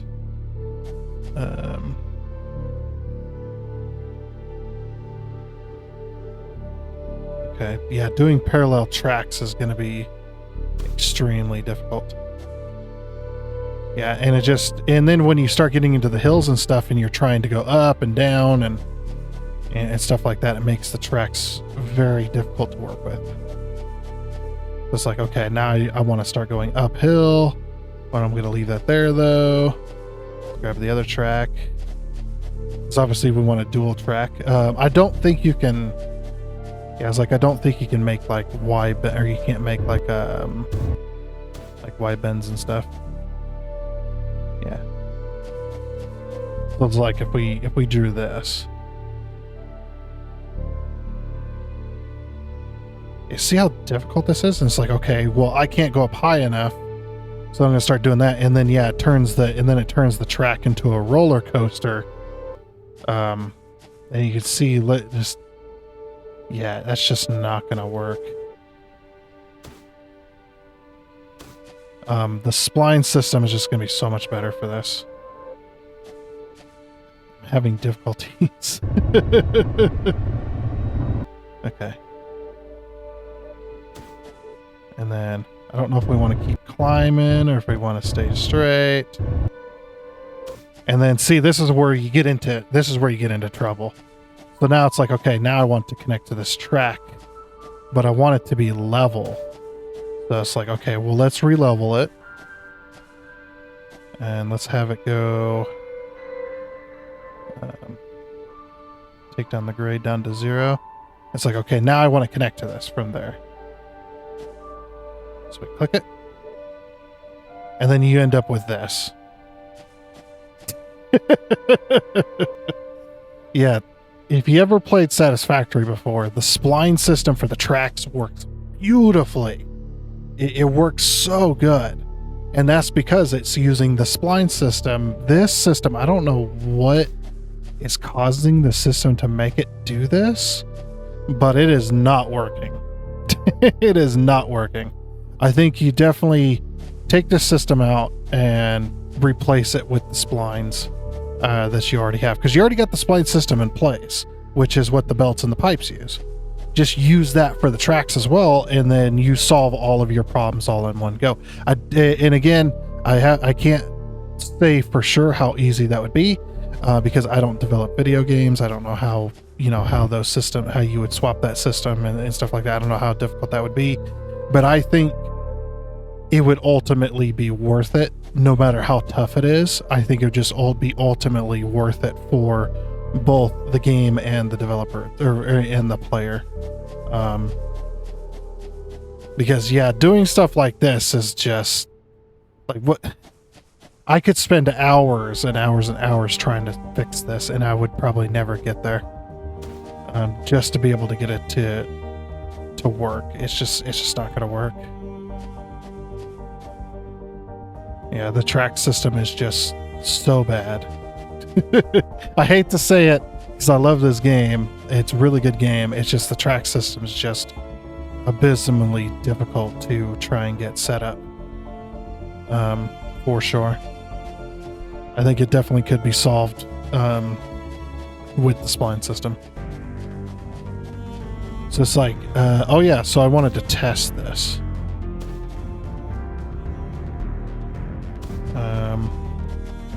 Can we make a junction?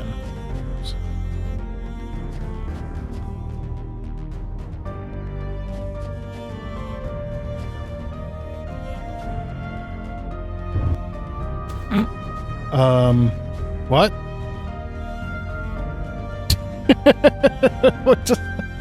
What is this? Is level? What? Why did it just decide that it needs to go up like that?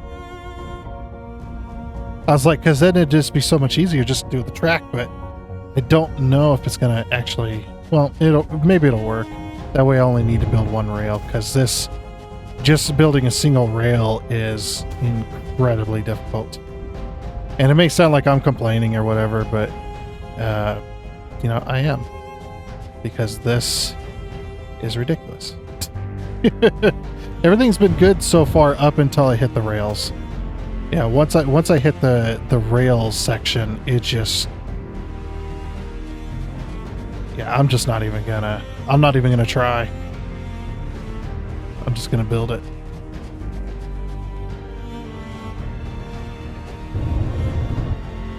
I can't pull this rail out.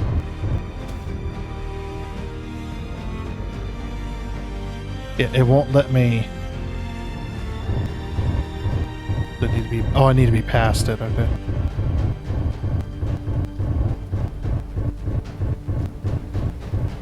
It's like too bad too, because I want to see these rails work. You know what I mean? I want to see this train move, because the train's really good. The train, the car is beautiful. The loader, the unloader, it makes sense because they're the old-fashioned train. They're the old-fashioned coal cars, which is load in from the top, and then when they unload, they actually have chutes underneath the track. And if you actually look at those train cars in real life, if you actually look at those train cars in real life, you'll notice they've got 2 chutes on the bottom, sometimes 3, sometimes 1. It just depends on whatever train it is. Just depends on what they want.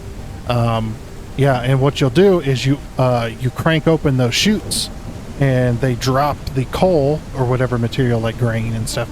They drop that out the bottom into an underground belt system.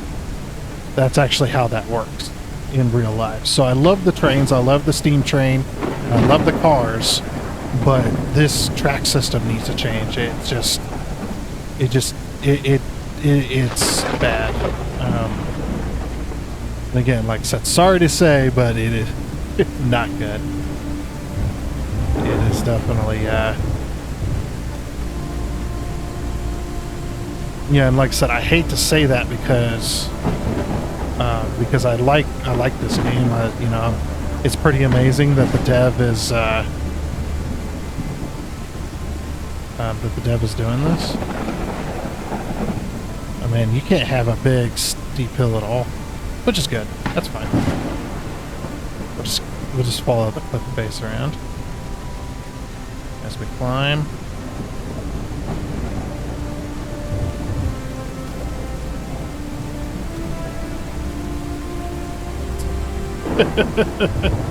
Trying to climb this hill. It's like a real life train.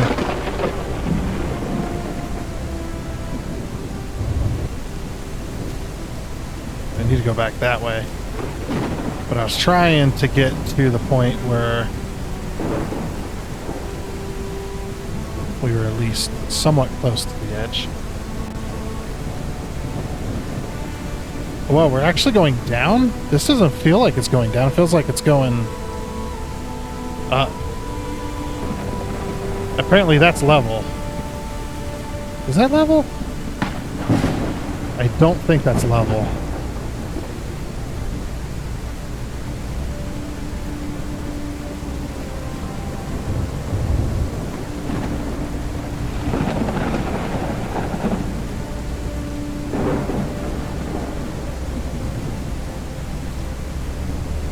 Okay, I think that's level, though.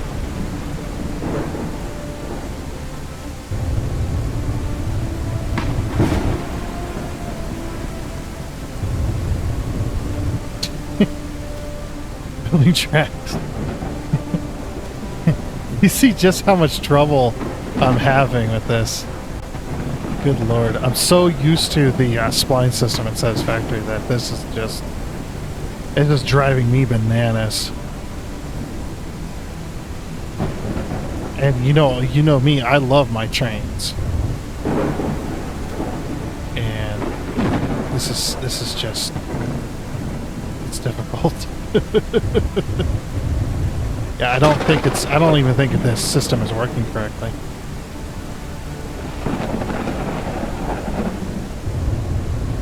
Like sometimes it says it's level, but it doesn't seem level.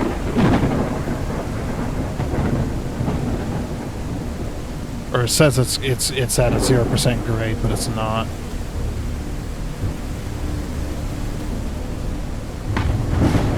Okay. Let's see here. We're gonna want to go up so that our train doesn't have to go up and over the belts. And then we'll probably platform up and then make that work from there. Alrighty, so we got most of this set up, at least somewhat anyway. I got this rail cars being filled up. This one's almost full. Now I did say to wait till it gets full before it leaves the station. However, I might just say or all conditions or any conditions. So when you do time passed, and let's do 60 seconds. Okay, so after 60 seconds the train starts going. Alright. So was I right about this? Okay, so the train doesn't stop exactly on that. It puts this marker here on the connection point. Okay, so it's like there. Now the one thing that Factorio does when it comes to placing the rail line, if you're dead set on keeping these train stations, is they have a hologram of the actual train engine when you go to place it down. Like that, you could have the hologram of the locomotive as attached to this when you're placing it, and then when you place it down, obviously the hologram disappears. But when you place it down, it or when you go to place it down, that way you know exactly where the engine's going to line up, so then you can kind of work out from there. And it also gives you a hologram of the cars as well. And when I mean hologram, I believe it's just rectangles, but essentially it'd be that. So after 60 seconds, we should get, and I did change this to any condition, right? Yeah, any condition. So either the train fills up or the 60 seconds passes, which the 60 seconds is always gonna fill. I really am curious how this train is going to make its way down this track. We've got some jankiness going down. I haven't showed you guys all of it, but it's a janky mess. It really is. Or maybe I did show you all of it. It's been a little bit. I've been kind of messing around with the loaders and unloaders and stuff. So yeah, these loaders are actually in the wrong spot. Kind of. I mean, they'll still work, but yeah, like I said, I really want to see this train move. And of course, after this, so we'll probably end the episode there, and that'll probably be the end of the demo. I mean, we've done most of the research. I could wait and try to do these, but you have to have the tactical data packs, and that means you got to go out and kill aliens in order to get these, which is only sourced from there. There is no natural node sources, so I would have to spend several hours just collecting just to be able to finish the demo. But I think this is a good place to, pretty much a good place to stop. So we'll wait until this train decides to leave. I said 60 seconds. Oh, whoops. Let's delete that. The wrong one. Add wait condition. Time passed. 60 seconds. Okay. Any condition. That was my bad. I did not tell it to wait at the copper 1, which is what this is. So yeah, any condition. So now we got to wait another 60 seconds. Oh, there we go. Saving and reloading seemed to fix the train. I just couldn't get it to move. Oh, jeez. Yeah, these tracks are really messed up, by the way. Boy. I tried my best, damn it. Is the train even making any noise? I mean, I know we got game audio and all that. Yeah, saving and oh my gosh, this train is freaking flying, dude. These janky freaking train tracks, dude. So good. The heck? Uh-oh. Yeah, that might have been my fault. Oops. We got the train going the wrong way.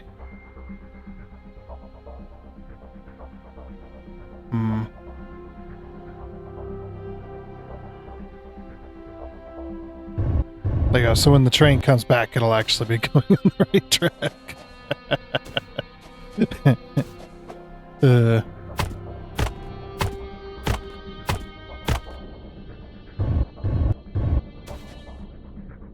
Alright. Okay, so we'll have to fix that. Did the train stop? It's coming back.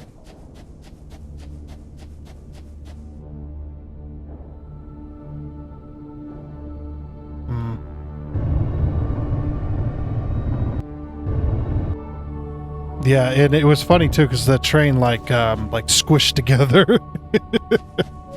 I wish I could have showed you that. That was so funny. Unfortunately, I wasn't recording at the time. I was trying to get this damn train working. Looks like I finally managed it though. Yes, because the way that I built the tracks. Oh no, the train's just down there. It's got a full load. Wait a minute, did it unload on its way by? At that fast a speed, it just unloaded. Okay, well at least it's was fixed.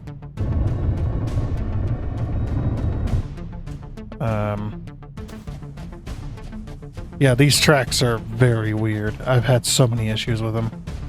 Just trying to get it. And then when you try and you're like, oh, I'm just gonna, delete these two pieces and fix it, because it does kind of use the spline system when you go from one connection to another, but it does it in an extremely weird way. It doesn't work correctly. Okay, train car's full, train car's full. Train car's full. Train car's full. Right, so the train is still full. Okay, now it's requiring. Alright, so cover one, cargo full, cargo empty. Any condition. Do I have to save and reload again for it to work? Alright, let's do that. Let's see if it actually works this time. Wait for the background to reload so we don't crash the game.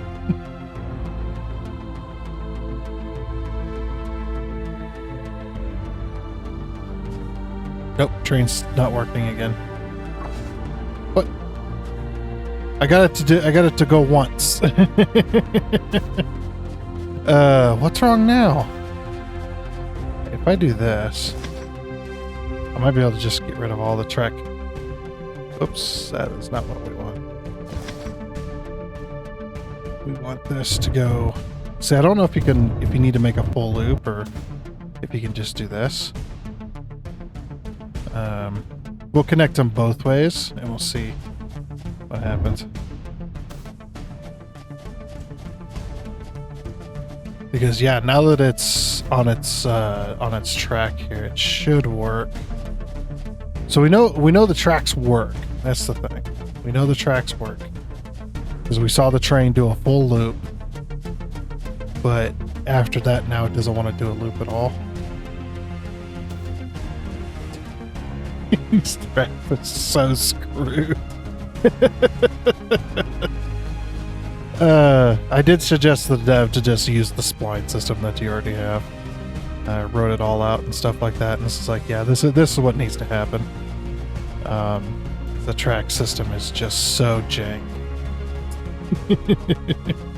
It is the jankiest bit of track you ever did see.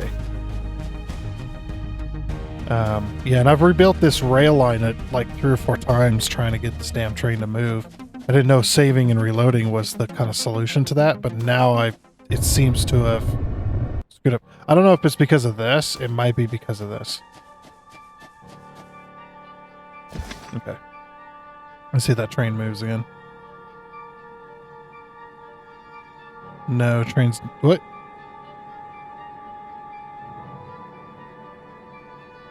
Nope, train's not moving. Okay. Let's see here. Connect.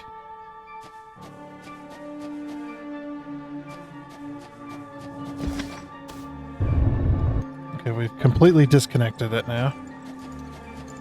Okay, what I want to do is I want to... Whoops. What the? Oh, you can make it... That's interesting. There. I'll draw this here. To like there. And we'll draw this... from here. To... Yeah, see what I mean? About it being weird. Draw this there. We draw it to that. The train is not moving. Is the train station on the wrong side? Is that what we got going on here? No, it's on the right side. Yeah, because it's going this way. So the train should be able to come back. It's moving? No. The train should be able to come back this way. Maybe it's because we don't have the full loop complete.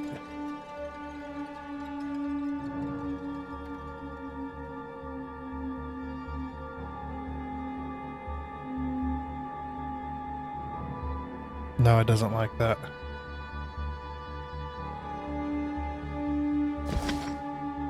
Okay, so this is the exit. So we need this going this way.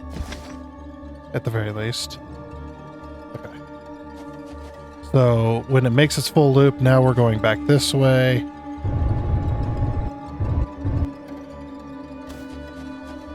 Yeah, I think what I need to do is I just need to get these tracks on the right side.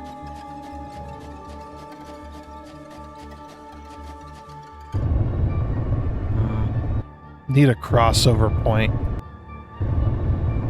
That'll work. Okay, so let's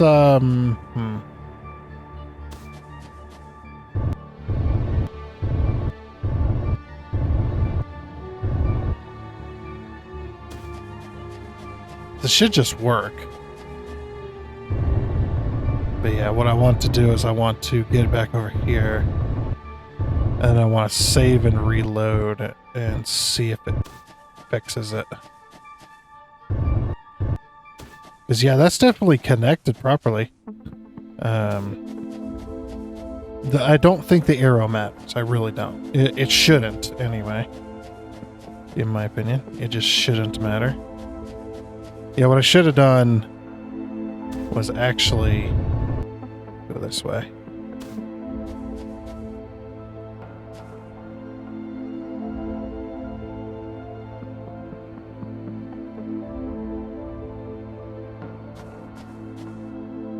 Let's see. It's like that.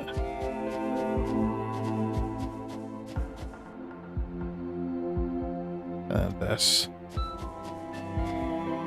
And then we need to go straight.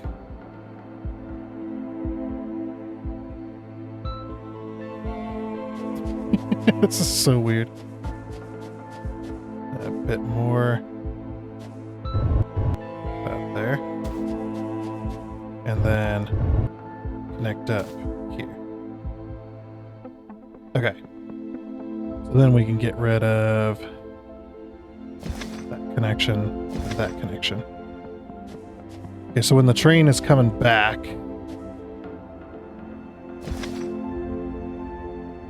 if this is all correct. There we go. Alright. Then yeah, we can just select all this.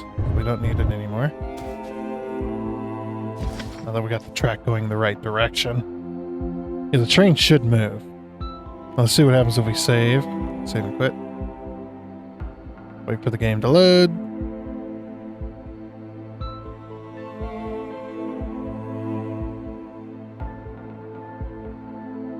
Yeah, still nothing. Let's Copper 1. Copper 1, cargo full. Yeah. Okay. So that's all correct. Alright, so yeah, the train then comes down the other track. I am just struggling with these trains. I don't know what it is. I don't know what it is at all. I don't know what could be causing this to not work. Because we've seen it work for a second, and then that's it. It's almost like the train station's on the wrong side, maybe. That could be. I don't know why it would be, but it could be. I could try putting it on the opposite side. Because there's no, I don't think there's any arrow. Can I make another? 20. Oh, yeah, that's right. We're completely out of copper, by the way. We have ran out of copper entirely. And we're out of copper wire. So if I want copper wire, what I have to do is I have to go get some. So yeah, the train's coming in on this branch, which connects directly up to this one. See, can I get this a little bit better?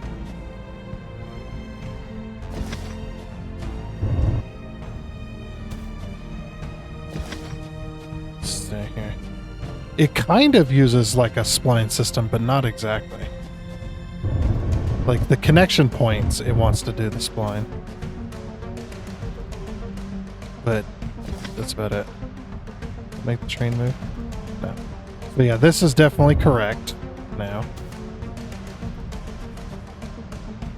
Like I said, unless it wants it on the other side. I guess what we'll do is we'll put it on the other side.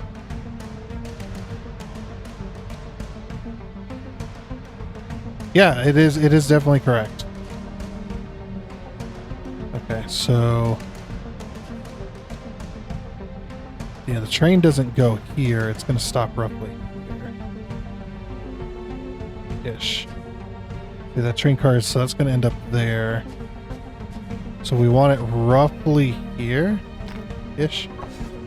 And then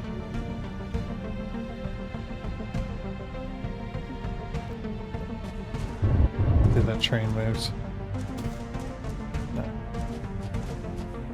We might have to go back to the train to reset it now.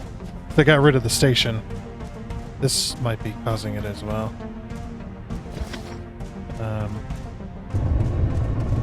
That's connected directly to the base. This is no longer connected. Yeah, let's connect this to the base directly.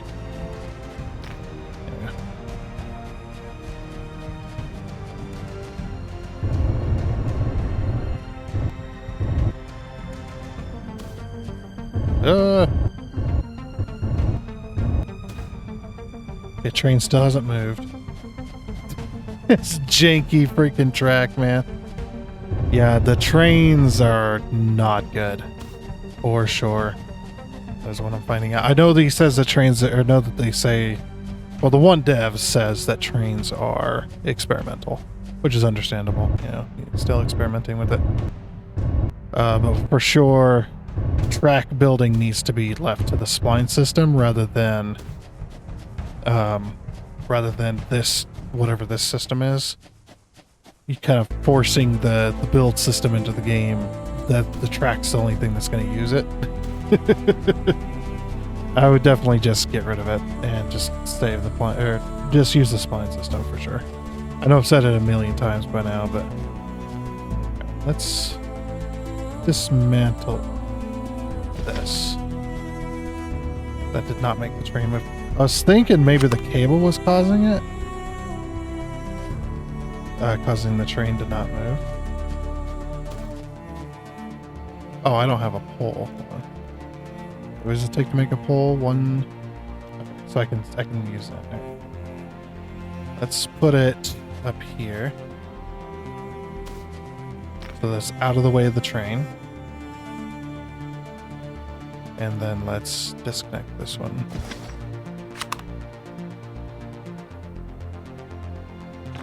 Okay.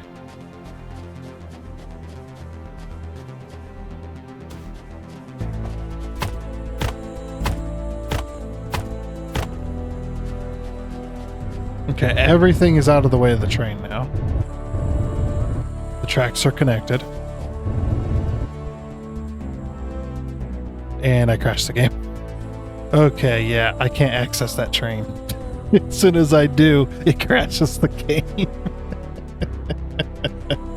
And if I remove this and then try to put it back, it also crashes the game.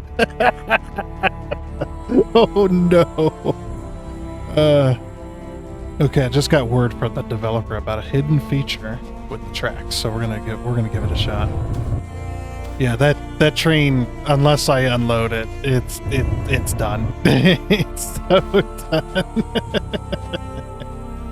So yeah. Yeah, it is so done. But yeah, apparently there's a different build mode that they were testing. Oh! Hey! It does use the spline system. Oh, nice. Oh.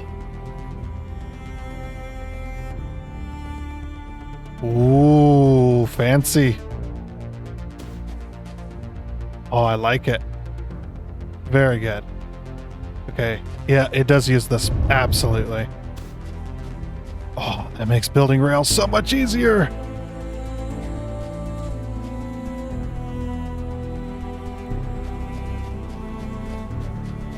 And yeah, it does use the spline system. Absolutely. Oh. And it looks good too. You know what I mean? Let's see, can it do hills? Okay, so it can't do hills like Satisfactory can, but it does flatten out just like the belts do. Oh yeah.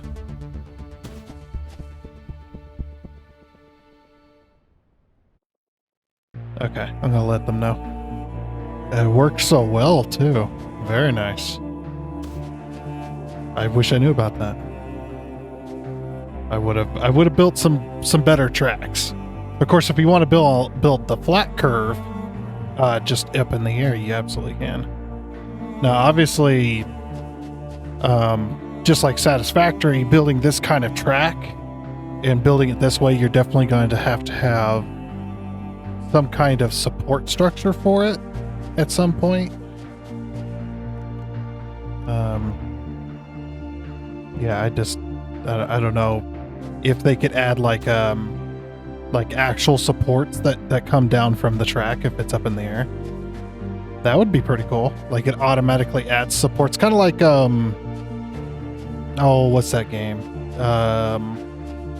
Planet Coaster. Yeah, kind of like Planet Coaster, where you add like rail tracks and stuff, and it adds supports to it. That would be probably really hard to implement, I'm sure. To be able to have a system that detects where the ground layer is and stuff. These tracks, dude. Okay, so if you already have place track. All right, let's see. And we connect this. Okay, holding control does not fix this, but it does use the. That's what I was confused about. Like I'm like, yeah, between connection points, it's using the spline system, but not for initially placing the tracks.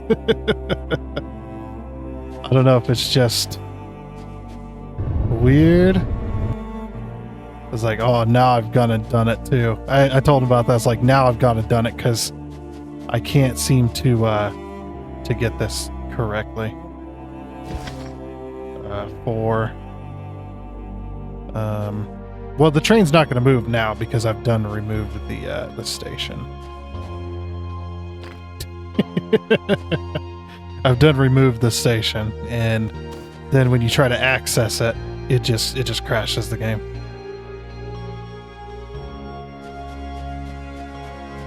Yeah, absolutely.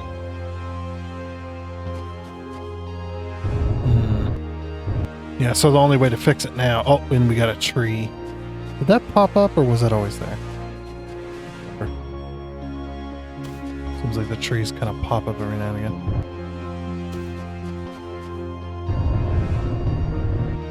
But yeah, I was the rip connections are just so weird.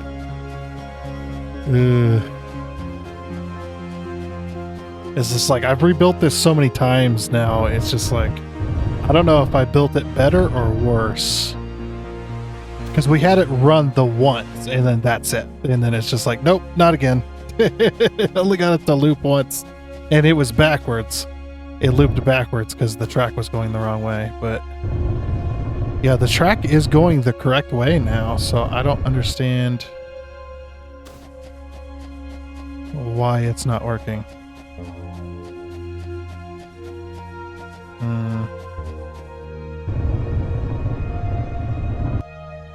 But yeah, now I can't even access the damn train. As soon as I do, bam, there it goes. All right, so the only way to truly fix this then is to remove the train, remove all 5 cars, put the train back down, and then connect the cars back up and then refill it. I think that would probably be the only way we could solve that.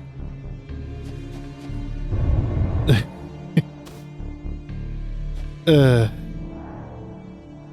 think I've done it. I've gone and done it now. I tried my best. I tried my best.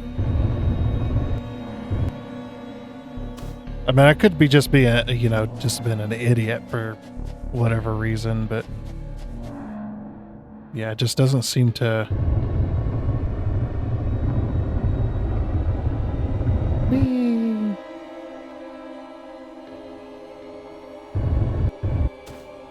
Okay. Well then, I think, well with that, I think we're just going to go ahead and leave it here. It's a bit of a sad note, but this is a demo. Obviously this game's going to release into experimental, or sorry, not into, I'm thinking about 1.2. It's going to release into early access on Steam, and we will search for it, or we will wait for it to come out. But I think we've done just about all we can anyway for right now, and we will leave it here. The dev asked for my save, so that's also why I'm not wanting to continue right now. He's like, they asked for my save, so I sent it to him, and maybe they can fix it. at least they can definitely get to what they were trying to do with the trains, because trains are like I said, trains are very, very experimental, trying to collect enough data and stuff like that to try and get the trains fixed anyway. But for now, though, like I said, that is going to be it. So I do hope you enjoyed. Oh, and before you go, I'd like to give a huge shout out and thank you to all of the investors you can see on your screen right now. Seriously, thank you. You guys are awesome. It is much appreciated. And until next time, I guess it's a goodbye.